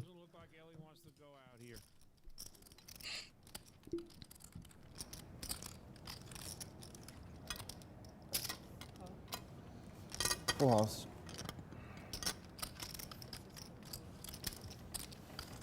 Ellie takes a big hit. Painful. Sometimes you gotta beware what you wish for. He was hoping to see a deuce or a 7. He got his wish. On the contrary, Tyler loves the show. He says, you guys are great, and I love the podcast. So that's good to hear. Good to hear that we're not just doing this for the one person who doesn't like it. Flatsmack says, I met Doyle at the Rio. Such a nice guy. I agree. And Doyle is larger-than-life personality. It's just been incredible having a chance of having been around him. I was never around when Chip Reese was still playing. I wish I would have had a chance to meet him. But yeah, having met Doyle a few times and spoken to him has just been incredible. What else we got, chat? Let's hear some questions for Robert here in the chat as we watch High Stakes Poker. Let me ask you more about your podcast. If people are new to the show, what's the number one episode that you would recommend right now for them to start with? I think our episodes with Drea De Matteo were great. I think just random ones with the three of us are fun. And then if you like anybody who we have on as a guest, obviously that's always fun. But besides Drea as a guest, maybe like Christina P was a great guest. Obviously Tom Segura is a great guest, but I think when you have a guest, sometimes it feels like you're starting at the beginning of a book and you have to kind of get through get it started, where when it's just the three of us, we've been talking for, over 100 hours now. So it's like, as soon as we sit down, it's like, bang, right into crazy stuff, really intimate stuff, really just, there's no, getting to the point with us. So my favorite stuff is just the three of us. And then, we just released a vlog last week, and it's just kind of everything you hear us talk about on the podcast. It follows us. Like every Sunday we go to Jamie's house and we're watching football, or we watch a movie, whatever. And we smoke up some short rib or, some steaks and hanging out. And so we just started that, and we're still, I think being a year and a half into a podcast isn't so much the beginning, but when your first year was Corona, it really feels like we're so in the beginning of things because nobody's done anything for a year. Everybody was just kind of sitting around, and it's, this has been a year like none of us have ever experienced. It's weird. So was the pandemic for you just being locked inside your house and that's it? Or were you trying to get crafty? Were you trying to like get out there?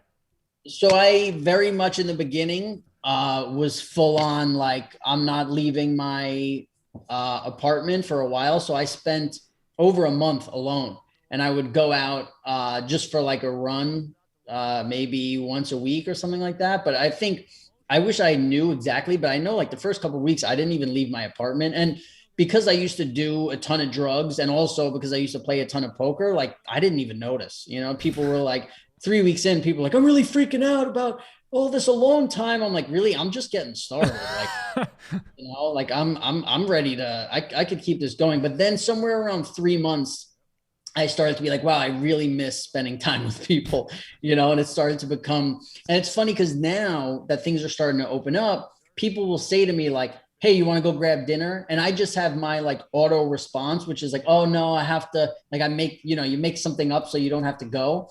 But now I forget like, oh, I actually do now. Like that doesn't sound horrible. So I've legit said to people like, hey, you want to go to dinner tomorrow? I'm like, no. And then 10 seconds later, I'm like, actually, I just said that because I hate spending time with people, but sure. Like, you know, let's, you know, just now things are starting to open up in California, and outdoor dining is back and stuff like that. So, you know, going to spend time with people is something that I used to not look forward to, where now it's like, yeah, I'll give it a shot. So do you think that the pandemic in a way was a good sort of back to baseline type exercise for yourself, and then now you're able to enjoy things again that you used to hate?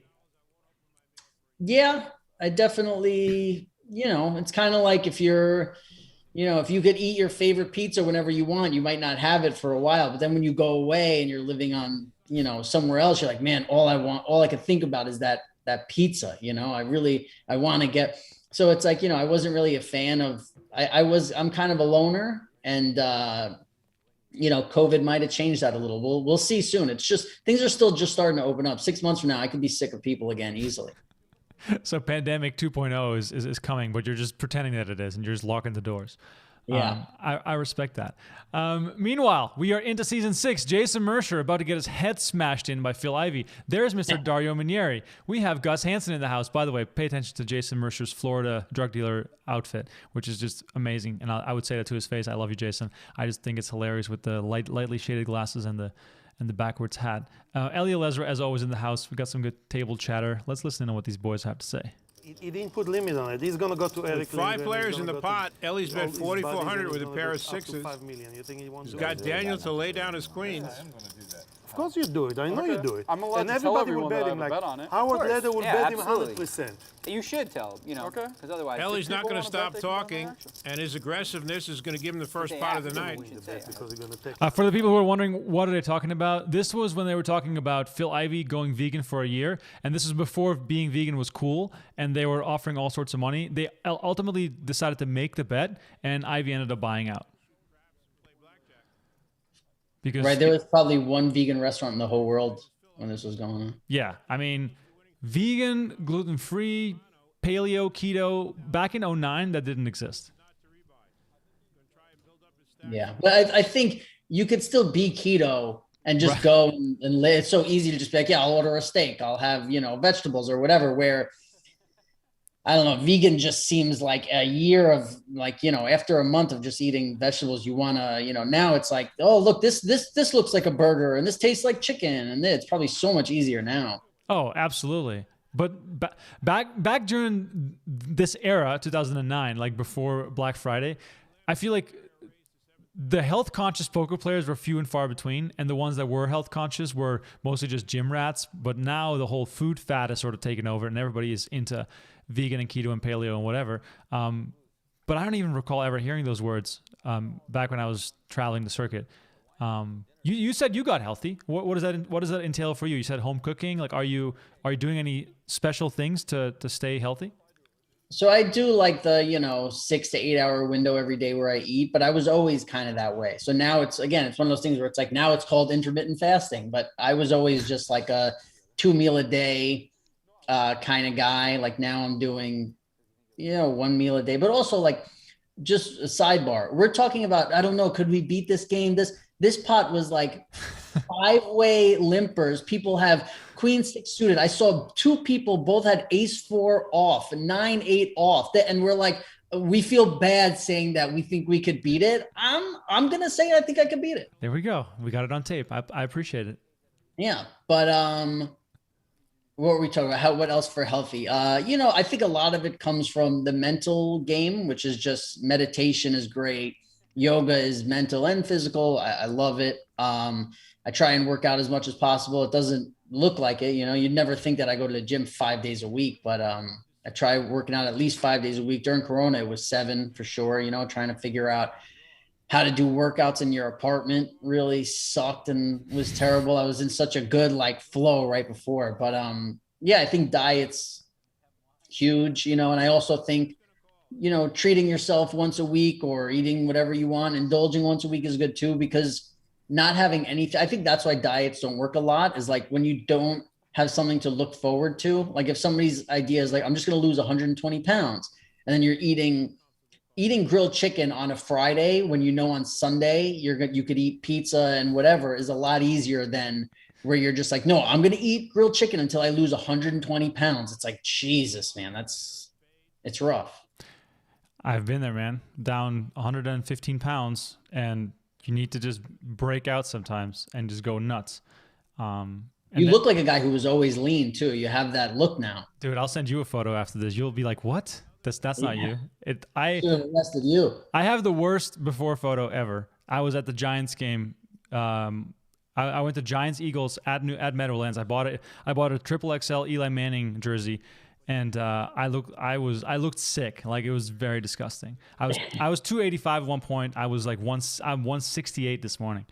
Wow, you weigh yourself every day? Well, I have a very expensive weight loss bet that ends on April 15th, and it cost me it's $500 per pound that I'm over my target weight. And we have 35 people in this group that all had to lose 10% of their body weight. And every pound that you're over your target, you owe $500 to the group. And we had a monthly weigh-in for 6 months, and it's a $500 penalty every month that you don't make it. And that penalty money is also divided among the people that make it. So this is a huge bet. There's a ton of money on the line. When did it start? So April 15th is the last time. So we started it at October 15. Wow. And that's my third round. So I've lost 30% of my body weight, and the bet keeps getting bigger. It was 3 guys, then it was 10 people, and now it's 35 people that are in this bet, and they're all trying to do the same thing. And how much are you up lifetime? So on the last bet, Phil Galfond was the only guy who didn't make it, and he owed $11,000 to the whole group because he was 22 pounds over. And everyone else made it. But this time, there's tons of people that aren't going to make it. So that's why I have to make it, because otherwise you can't get any money out of the penalty share. So I need to get down to 162, which is insane. I'm 6'1", and I've been basically over 220 my whole adult life. So I'm struggling very badly. But it's fun. It's a fun challenge because I've not been as fit like this ever in my life. So the weight loss bet, the financial penalties, that's the only thing that keeps me straight. If there was no financial penalties, I'd be ordering pizza as we speak. You know what's interesting? Negron, actually got me thinking about the future of weight loss. And I think what he said, I could have got it wrong, but I think what he said was he wears the thing on your wrist. Maybe it's his Apple Watch, maybe it's something else, where it tells you how many calories you burn in a day or doing whatever. And what he said was on the days he plays poker, he burns more calories than on the days he doesn't. Is that true? Have you noticed that? He told me the same thing. And he said if he's streaming on Twitch, it's even worse. He has a super high heart rate. So here's what I'm thinking. I'm thinking the future of weight loss is in people watching videos that somehow make you burn more calories. If somebody could figure that out, if you want to talk about Peloton is a 60 or $35 billion company, and they have a bike. Could you imagine if it was just hey, you pay us $200 and we send you a video, and every time you watch it, you burn 500 calories. First of all, everybody would be in shape, which would be great for, everybody. But how much money could you make? It would be the opposite of the Ring tape, where everybody would just be doing anything to get. And by the way, I even think people would do it if you had to watch the video for like an hour and a half, you know, like if they just figured out a way, because so many people hate to exercise. Like if you figured out a way to whatever is happening to Negreanu when he's playing to happen to people's body just from watching this video, I mean, it might be the most money-making thing of all time. I mean, that show already exists. It's called My 600-Pound Life. Right. Well, but they don't know how to lose weight. No, but by watching that, you're like, fuck this. I'm going to go on a diet. Right. Yeah. See? Yeah. So my buddy Tim, who is also in the weight loss bet, he sends me stuff. First of all, he sends me cookies to test me, but he also sends me quotes from My 600-Pound Life. There's like a woman who's like 600 pounds and she had to lose 20 pounds in 1 month, and she lost 3 pounds. And then he sends me the excuse that she gave, and then he's like, "That's what you sound like when you don't lose weight." It's tough, man. It's really tough. And I feel like as much as you talk about, you know, getting out of your dark place and kicking the drugs and stuff, that's food for me. Like, once I do intermittent fasting, I've been doing that for more than 5 years. Once I get going, I can't stop. I just keep going. Like, bag of chips doesn't matter how big it is, it's empty. Like that'll never go away. I'm the same exact way. Where like right now, I still haven't eaten today. So right. I don't eat for 8 hours right now. And if you told me I have to go another 6 hours, it's no problem. But as soon as I eat, an hour later, I'm ready to eat again, or whether it's food or just I want something sweet and it's crazy. It's insane. Like how that works. I don't understand. I could not.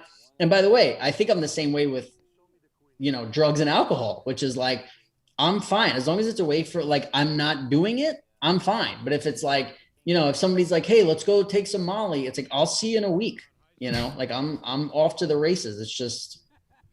It's weird. I was just on a 48-hour fast to get back on track for this weight loss bet. And I broke my fast earlier today, and I had a normal meal, but then the wheels start turning. And I had a Cliff Bar, I had popcorn. It's just like fucking unbearable. I can't just have one meal. It's just not possible. What was your first meal back that you broke your fast with? So I made a really good meal. I made mashed sweet potatoes with green beans and I had sausage. It was awesome. It was really good. And then the wheels came off. I cannot guarantee that after this show I won't find a bag of chips somewhere. That's the kind of bullshit we're dealing with here. When you're on the weight loss thing like this, do you go for healthy chips or you're going for garbage? That's funny you say that. So when I'm really, really in a dark place, I close my eyes and just go through the aisle and just grab whatever. But now I'm like doing the calorie budget in my head, and I'm like actually running the numbers, and I'm like doing the math, and I'm like, okay, this bag is 600. I'm going to finish the bag anyway. So what else can I have? And it's actually embarrassing, but that's just how it goes. I actually have a buddy who might be watching this, who I met at the poker table. His name is V-Rab. And I started talking to him about losing weight and this, and he lost a bunch of weight, killed it. And right now, I think he actually holds the world record for holding the chip lead of a tournament for the longest time, because he was chip leader of the WPT at Borgata before Corona happened. And he's still chip leader. It's been over a year. So I think we need to get him in the Guinness book. I mean, that is very true. I think Chance Kornuth was on his way to have that record, but I guess that they played that final table earlier, so he could have never gotten that. But yeah, that's hilarious. I mean, the pandemic screwed poker up in a really weird way, but those three final tables were the weirdest because they're supposed to be played in May, and they're just getting played this week. So I think that should be some kind of record at least. I wonder if they'll continue to do that with final tables like that. You have a month or 2 or 3. I don't know. That's tough to do now. I mean, I feel like they might not do this again for the risk of like not wanting to have these guys wait for their money for so long. Yeah, for sure. And then everybody has to agree on it, and then it's pretty brutal. Let's watch someone light money on fire. Let's go back here because Dario just literally gave it away. Hold on. Let's watch this. Dur raising to 32-9.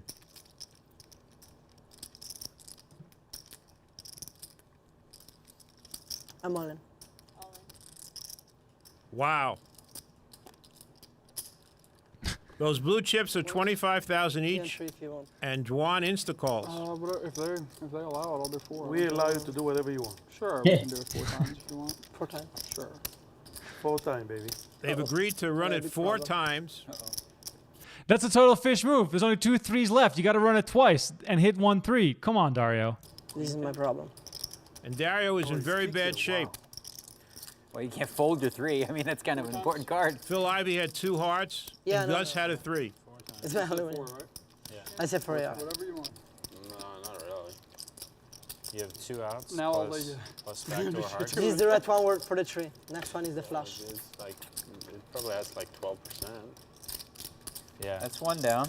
His odds of taking a quarter are probably 50%. Yeah, slide it all the way down. There's 4 times. He's probably flipping to get a quarter. Yeah. You're flipping to get a quarter. That's the rule from here. As the Very, players say, very reassuring. Flipping to get a quarter. Obviously, that's what you're looking for. A little rebate. Why not? When we were talking about favorite players, how do we not bring up Gus? Oh. I mean, Gus is incredible. Gus is a legend. Just the hand with quads against full house against Daniel in season 2. That really sort of, to me, sparked high stakes poker. Like season 1 was really cool. That season 2 hand, that really made it crazy. And also what he did in what was that thing? Poker Superstars. What was that thing called? Yep. Poker Super. Is that the name of it? There was Poker Superstars that he was part of. Yeah. The one where like it was the point system. Yep. And he just ran the table like, oh, he was just raising every hand. And then like people would watch him and go play poker the next day. And everyone's like, oh, Jack 6 off. Like that's a raise, It just, oh, beautiful. Just playing suited connectors for stacks. That is the Gus Hansen way. And see you, Dario. Ciao. I mean, God, how that is the longest and most painful walk possible. Like walking offset from a TV show. You're like, yeah, I'm done, guys. See ya. I think walking, because I made it deep in the main event at the World Series of Poker, and that walk after where like now I'm walking to go wait in line. At least he can go do whatever he wants. You have to go wait in line to pick up your money. That fucking walk is so, because you're so in my head, you're so going back and forth of like, when I ran deep in the main, it was like 40 something thousand. So I'm like, yeah, I'm going to wait in line. But 2 World Series, the last World Series, actually, when I ran deep in that event, I guess, there were like 60 people left. There's over 3,000 people. And I think it was like, 14 grand or whatever. And listen, I could use 14 grand just like everybody else. But I was like, after what just happened, I don't want to stand in line. Like and everybody in line is like, I had Jack 4 suited, but I was in the big. And I'm like, I just wanted to it was tough, man. It was really, and I'm like, oh yeah, I'm sober too, which is awesome. That's why they invented noise canceling headphones for that purpose alone. Just standing in line for your payout. There is, if you are a real poker fan and you're not at the level to buy into the main event, going to watch the main event on the day that the bubble bursts, that is a special moment because half the people in line to get their payout are over the moon. The other half are so dejected, like you can see the sorrow in their eyes from being eliminated from the main event, which is always funny. People in the chat are talking about Gus Hansen being broke. I don't believe that for a second. Gus Hansen is so smart. He probably has 7 million Bitcoin and just has it all figured out.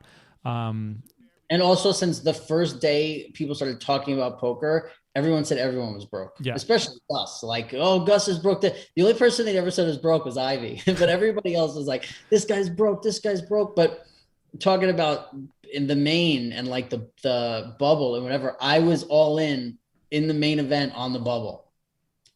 Oof. I'll never forget that feeling because not only this guy raised like under the gun, who is like just way like dominating chip leader at our table, and he's raising abusing the button, and I get jacks in like the cutoff, and I'm like, I'm not gonna I want to fucking make it deep in this. So I jam. It gets back to him. He takes forever, and he calls. And now, like, I see the king 10, and I show my jacks, and I think the dealer is gonna deal, but the camera has to come. The camera's over at another table filming it all in.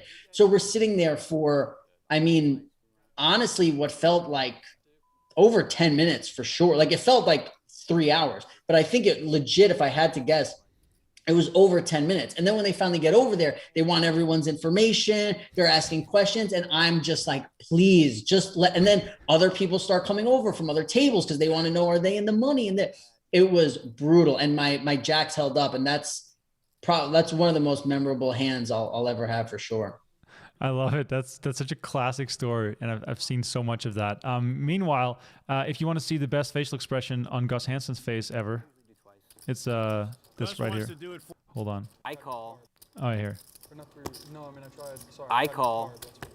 It sounds like I'm dead. Big bet over here. Sounds like I'm dead. I'll run twice if you want. Yeah, no, Dave. Twice? Whatever, I'll do 4 times, whatever you want. I usually do twice. Gus wants to do it 4 times, does not want to get shut out in this pot. Such an idiot. But they've agreed to run it twice. These, I mean, that's the only, when you flop top 2 and it comes like that, and the guy moves in, that's the one you're worried about, right?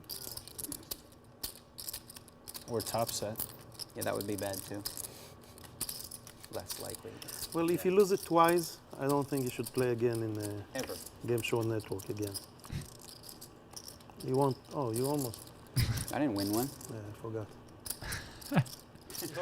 Ellie awarding the pot to Daniel prematurely. It was a good card, though. Gus could still win with the queen. So I won one. I can relax. I can go broke. Okay, take your money back. Miracle, Daniel does not get drawn out on. I love how Ellie just runs the table. He's just telling the dealer what to do. It's perfect. If you had to back any one player in the high stakes poker history with your own money, who do you choose? So is that season in a vacuum, or are we starting any season? I mean, it has to be Tom Dwan season 5. Like he was. Oh, sorry, season 4, the previous episode. Tom. Okay, Dwan, wait. Let me run it back. If they were gonna do high stakes poker right now, redo it, and you could, like they're doing it, and you could pick any player who was already on it to back with your own money, who do you pick? I think I have to see. The thing is that Dwan has such an understanding of the game as far as the TV, the cameras, getting under people's skin in a way that I would have to go with Tom Dwan. He just doesn't make any mistakes, it feels like. He's just so fucking solid. How about you? Who would you pick? See, I feel like the guy who doesn't make mistakes even more than him is Ivy. Like I love watching Ivy. But I think like I don't think there's anybody who I would invest in who I feel like would be the best and worst somehow at the same time than Gus. Like having money on Gus would be, because you're like, man, I could hit so big tonight, but also just watching him and watching the things he does and watching his expressions, and this would be so, it could, I mean, it's just one of those things where it's like, it could be so amazing or so horrible, Yeah, but Gus is always going to either win $1 million or lose $1 million. It's just one of those. He's one of those players. I mean, I feel like Daniel's always solid. And if we're looking at this table in particular, like Mercer is a very, very good player. Same goes for Ivy. Same goes for Dwan. Esfandiari never plays a hand. He's super tight. He's super mega nit. Phil Locke. Oh my God. Phil Locke is an amazing character, but he's the world's greatest nit. Yeah. He's fun. He's a fun guy to have, So one time back in the day, we were at a barbecue by the pool in Panorama Towers. And it was like, Antonio's throwing a barbecue for a bunch of people who were in for the World Series. And we're having a barbecue, and Jennifer Tilly comes over and she's like, has anyone seen Phil? Like, my boyfriend, or if his husband at the time, whatever. Has anyone seen Phil?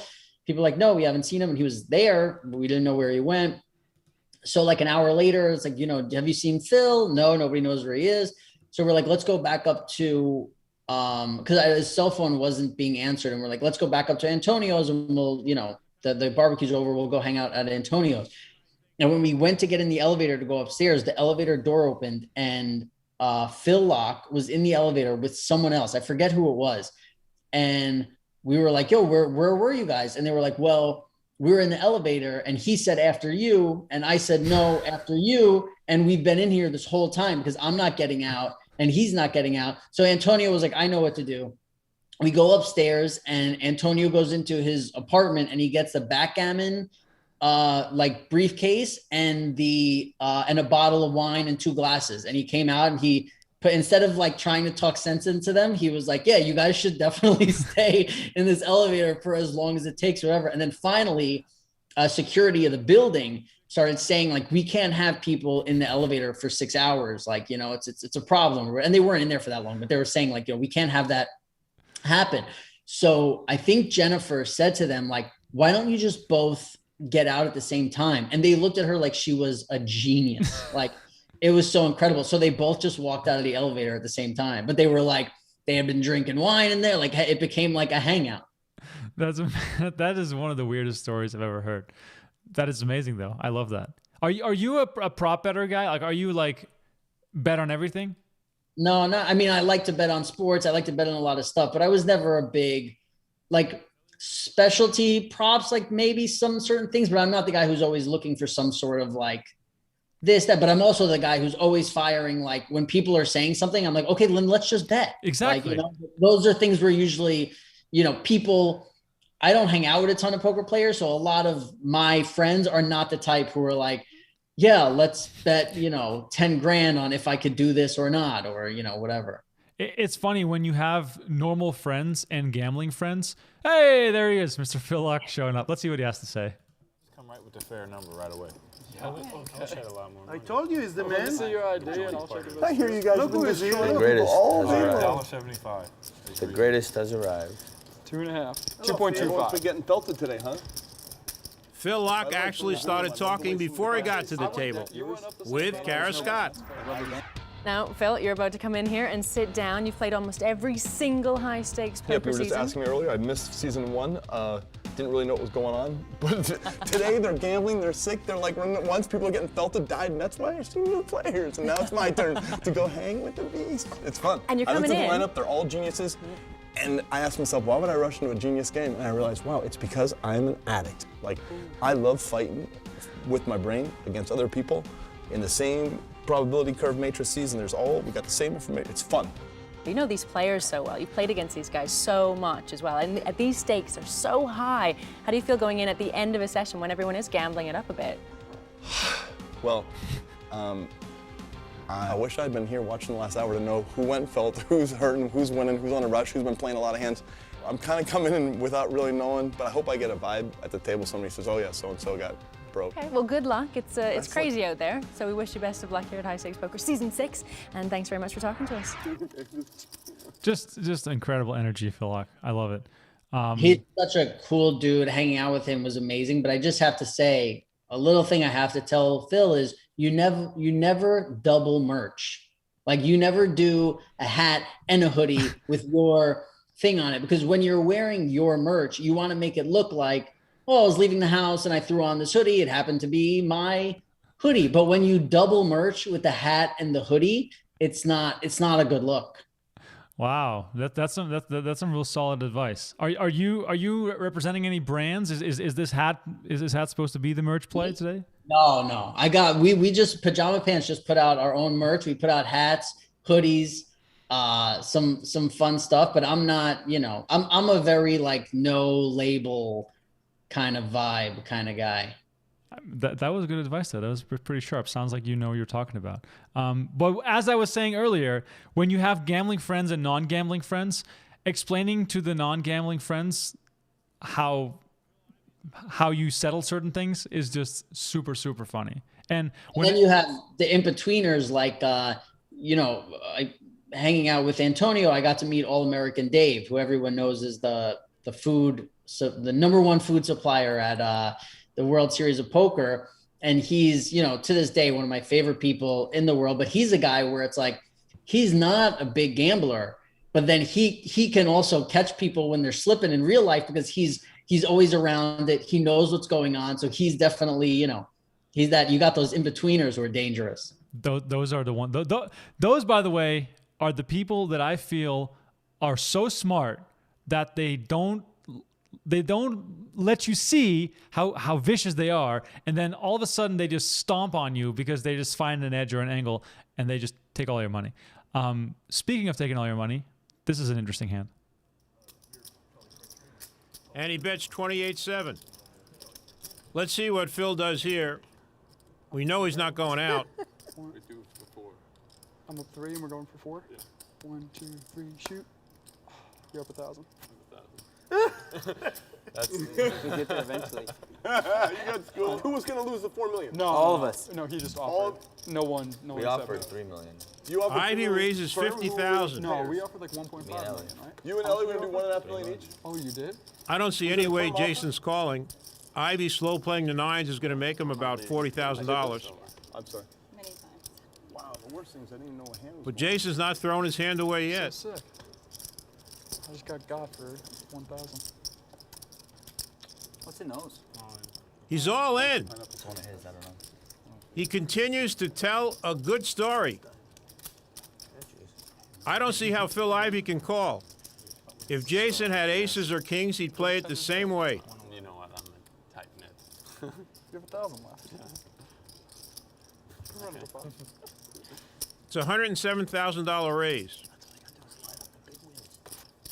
Although I owe the guy $5. Looking at the board, Ivy sees no draw out there. Little glance at Jason. As I said, the story is very convincing. It really looks like Jason, who's played kind of snug. Phil Ivey just said, all right. Guess you got me here. Guess I already on it. Phil Ivey said, all right, if you got the overpair, you got me. That is so disrespectful, putting the cash already in front of him. And he calls. Once or twice. What a call by Phil Ivey. Maybe so. Phil's look, I mean, incredible. Oh, man. Just from Jason Mercer's perspective, you either go out guns blazing against Ivy or you bluff Phil Ivey and it works and you got a great story to tell. Right, and then you're always known as a guy who when you show up at a game, it's like, oh, this guy's nuts. Exactly. I mean, yeah, this is actually, $185,000 advertisement. You know what we got to do? We got to check your watch and see if you burn more calories watching this show, and that might be our thing. We got to sell people on high stakes poker. It makes you lose weight. Watching poker. Let me see. My heart rate right now is 77. I don't think that qualifies. No, I think that's pretty normal. That's pretty bad. Yeah. I'm too fit now too. When I used to be fat, getting off the couch alone would burn me calories. Right. That's also funny, by the way. As you lose weight, it's much colder in every room. And it's not even a joke. Yeah. It's crazy. Like I was saying, my buddy V-Rab, I would tell him, like, when he's like, oh, I lost 40 pounds. I'd be like, go to the gym right now and go grab 2 20-pound dumbbells and walk around for 10 minutes and see how you used to feel. Oh. Like, that's how you used to feel. Yeah, I love cycling. And my dad would always say, after losing weight, he says, put on a backpack right up the hill and put the weight in the backpack that you lost. Yeah. Thinking of that alone makes me sick because I used to do that. I used to ride up the hill being 40, 50 pounds heavier. But I also know when I was really fat, like I used to be 200 pounds. And when I was 200 pounds, I know, like, hearing people preach about losing weight was like I hated them, like, so I know I try and keep it to a very minimum thing. But when people are interested, it's great to, it's great when the wheels start spinning. And like, I also think intermittent fasting is a great thing where it's like, no, you can still pig out and be on a diet. Like you could eat a lot of food and lose weight, which now, like, knowing that is incredible. Absolutely. When you think back of the dumb routines you used to have as a fat person, you're like, how the fuck did I think this was great? Like, I would wake up and within 13 minutes, I'd be shoving eggs and bacon down my face, and I'd be thinking about what's for lunch, like every day, just like 3 meals a day, snacks in between. Yeah, no wonder I was so big. I was just like eating all day long. And then when I started fasting and I wouldn't eat till lunch and then I would eat early dinner, I would sleep. I mean, like you said, preaching about the stuff is kind of dumb, but it's also kind of like mind-blowing and eye-opening when you finally do figure it out. I remember when I used to stay at the Rio, like I used to get a room at the Rio for a month, and then they would come knocking like, hey, you can't stay here for more than 30 days. So I would have to check out and check back in. And they would, I would wake up and I'd be running late for a tournament or whatever. I'd go downstairs and I would get like big bags of Snyder's pretzels, like the honey mustard and onion, and like giant things of iced tea. And I would just sit there eating like I hadn't eaten in 12 hours from going to bed and sleeping or whatever. And the first thing I put in my body was like just so many pretzels that it like a party of like what's in a bowl at a party. Like that many pretzels and iced tea. And then I'd be like, yeah, I don't know why. Like, I feel like shit after, sitting here for 5 hours and whatever. It's crazy. I mean, it's spot on. Like yeah, God. Okay. This, in my opinion, is the hand of high stakes poker. So I don't want to spoil it by talking over it. Let's just enjoy the magic of this moment. You guys in the chat, please chime in with your memories of this hand because this is one of my favorites of all time. See if Mr. Ivy puts in that blue chip. Nope, it's 5 white chips. It looks quite baller with Ivy's stacks of money and chips. It's most baller.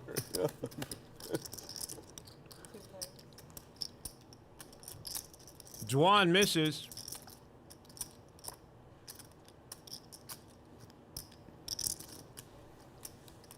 Phil Ivy's got a huge draw. Almost calls him. Sorry? Phil almost calls him. Never forget. Never forget. Never forget.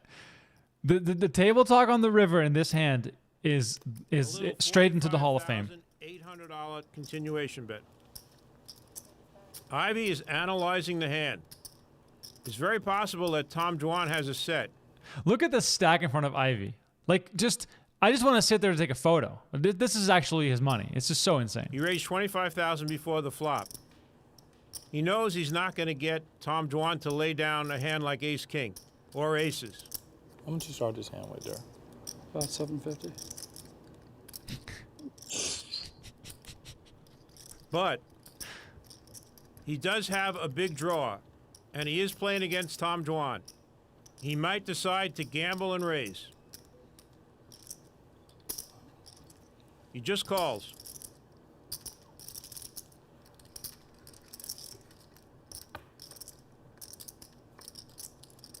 Three of spades on the turn. About as blank as you can get. 162,000 in the pot already.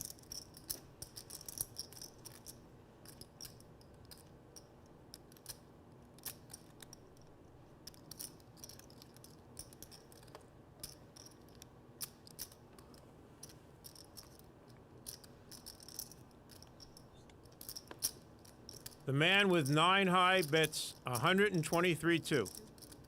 Phil Ivy has a big decision now. He feels he's behind. And he's trying to figure out if he can get paid off if he makes his hand. And when you're Mercer, you're just thinking to yourself, why couldn't this happen in my spot? If a jack comes, is he just going to split the pot?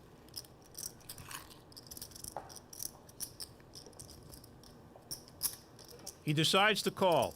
I think he's calling for 2 reasons. 1, he feels he can get paid off if he hits his hand. And 2, there's a small chance that Dwan is completely airballing. Ivy makes a pair of 6s on the river.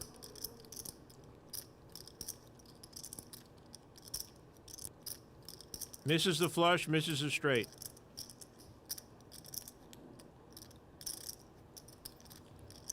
There's $408,700 out there. It's not like Tom Dwan to give up. This is the first time all season that the table's been completely quiet. First time we've been quiet too. Yeah. Even Phil Locke and Antonio are quiet. I'm nervous watching this. Yeah. It's like I'm watching this through the eyes of Tom Dwan, thinking like, how the hell does he keep it together for this? He is loading the gun. He fires. 268,200. How much is that and how much do you have left? And at that point, diarrhea runs down my leg as Phil Ivey asked me that question. Oh, it's so great. And then I'm like, I can't answer this. Just can't. What? Can we go back to his answer just to listen to his voice? I have about 280 left. Dwan's voice was a little shaky there. He did not want to hear any inquiries from Phil Ivey.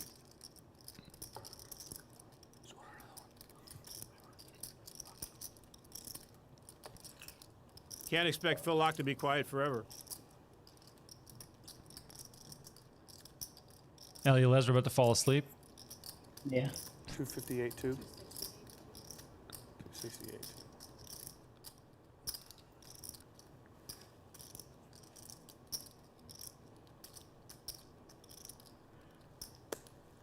You can see that Phil Ivey is not showboating. He is seriously contemplating a call here with a pair of sixes.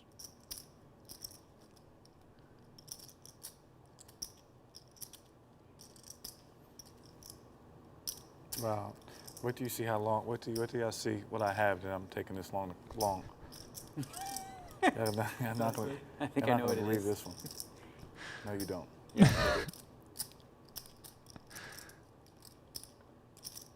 This hand was indeed over 20 minutes. People in chat are saying. I wonder what Negreanu thinks it Yeah. was. Like ace queen, Yeah, probably. queen jack maybe, Yeah, probably that type of range. queen jack of Dwan diamonds. really looks Nah, nervous. What Phil Ivey's trying to decide is he really nervous or is he acting nervous?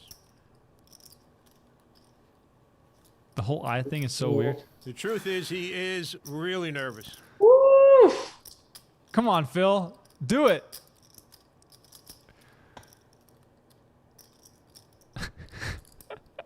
Hate it.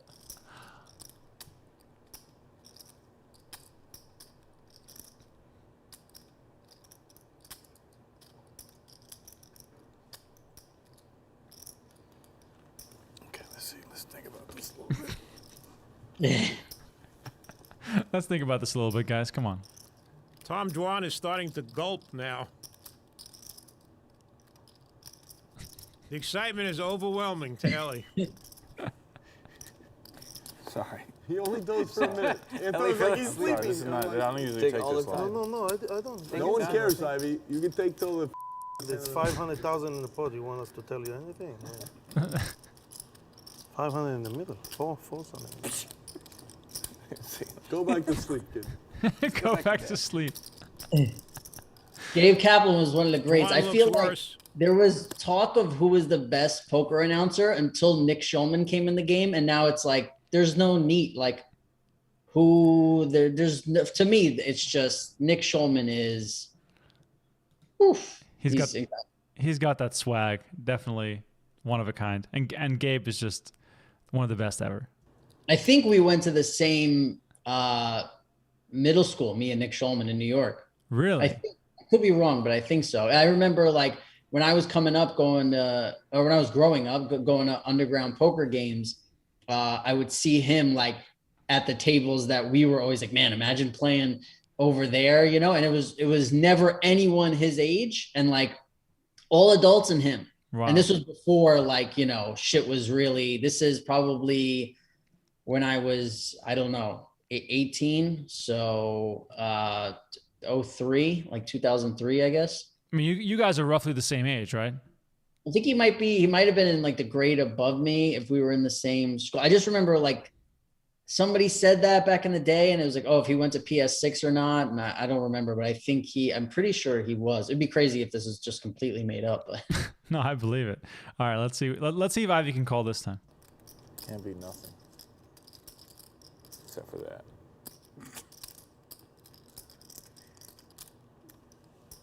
Can't be nothing except what Tom Dwan has. Okay. Woo! Oh, that one hurt. Now he's gonna start blinking. Now the eye thing. It hurts so. So give him 5,000 if you can't show you ace high or better. Give him a free roll for 1,000 on ace high or better if you can't. I really think he's The light's just like. What's wrong with your eyes? Because I was staring at the same card the whole time, and something about the lights must really. Yeah, that's what it was. Yeah, that's what it was. Maybe not the nerves of bluffing Phil Ivey. These lights that have been on for the last 12 hours every season before also. Like I must have just been at a weird light angle. Or something. No, dude, you were all in for a mill. Well, maybe there is something wrong with his eyes. Maybe he didn't see what he had. You were wrong. But there's nothing wrong with his heart. One of the most outstanding plays in the history of high-stakes poker. Well said, Gabe Kaplan. Well said. That is one of the best hands in high-stakes poker history. For everyone watching, This is all available on PokerGO, all 7 seasons, as well as the newest season 8, which is being released every single Wednesday night at 8 p.m. Eastern time. We have a new episode that just aired yesterday, and it was spectacular. Phil Hellmuth just went absolutely bananas. That kind of blow up is something that I always love tuning in for. And if you're new to PokerGO, use the promo code HSP to take $20 off the annual sub. If you like our merch, we have high stakes poker hats, Poker After Dark hats. Rob, remind me to give you one when you're back in Vegas. We have some dope shit at the office that I'll give you a cool hat. And that's all available on the shop, PokerGoShop.com. Use the promo code REMKO, REMKO, to take 10% off your total purchase in our shop. That was it, guys. 3 straight episodes of High Stakes Poker here on Run It Back. I am back next week with a new guest. I have some guests lined up, but they're not really like in sync yet with our scheduling, so we'll see. We have Sam Trickett coming up. We have Timothy Adams coming up. I believe we're going to have Matt Savage on the show. We have some special throwback guests coming on to watch some old school action. We're going to be releasing the 1980s and 1990s WSOP broadcast on PokerGo in the near future, so stay tuned for that. We have a lot of cool shit coming out. And Rob, what do the people need to know about you? What do you guys got coming out? Other man, thanks for watching. Hopefully you'll see me. I'll get back to Vegas to play on some PokerGo again with Hellmuth and 3-bet him off of Ace King. And the podcast is Pajama Pants. It's on YouTube, and then anywhere you listen to podcasts, you can listen to it or watch it on YouTube. Our Instagram is Pajama Pants Podcast. And thanks for having me on. Absolutely. Appreciate it. Thank you guys all so much in the chat. I'll be back next week, 5 p.m. Pacific time on the Thursday night. Don't forget to like this video, subscribe to the channel, do all that good stuff, and make sure you tune in again for the show next week. For now, his name is Rob Iler. I am Remko Rinkema, and we'll catch you guys next week.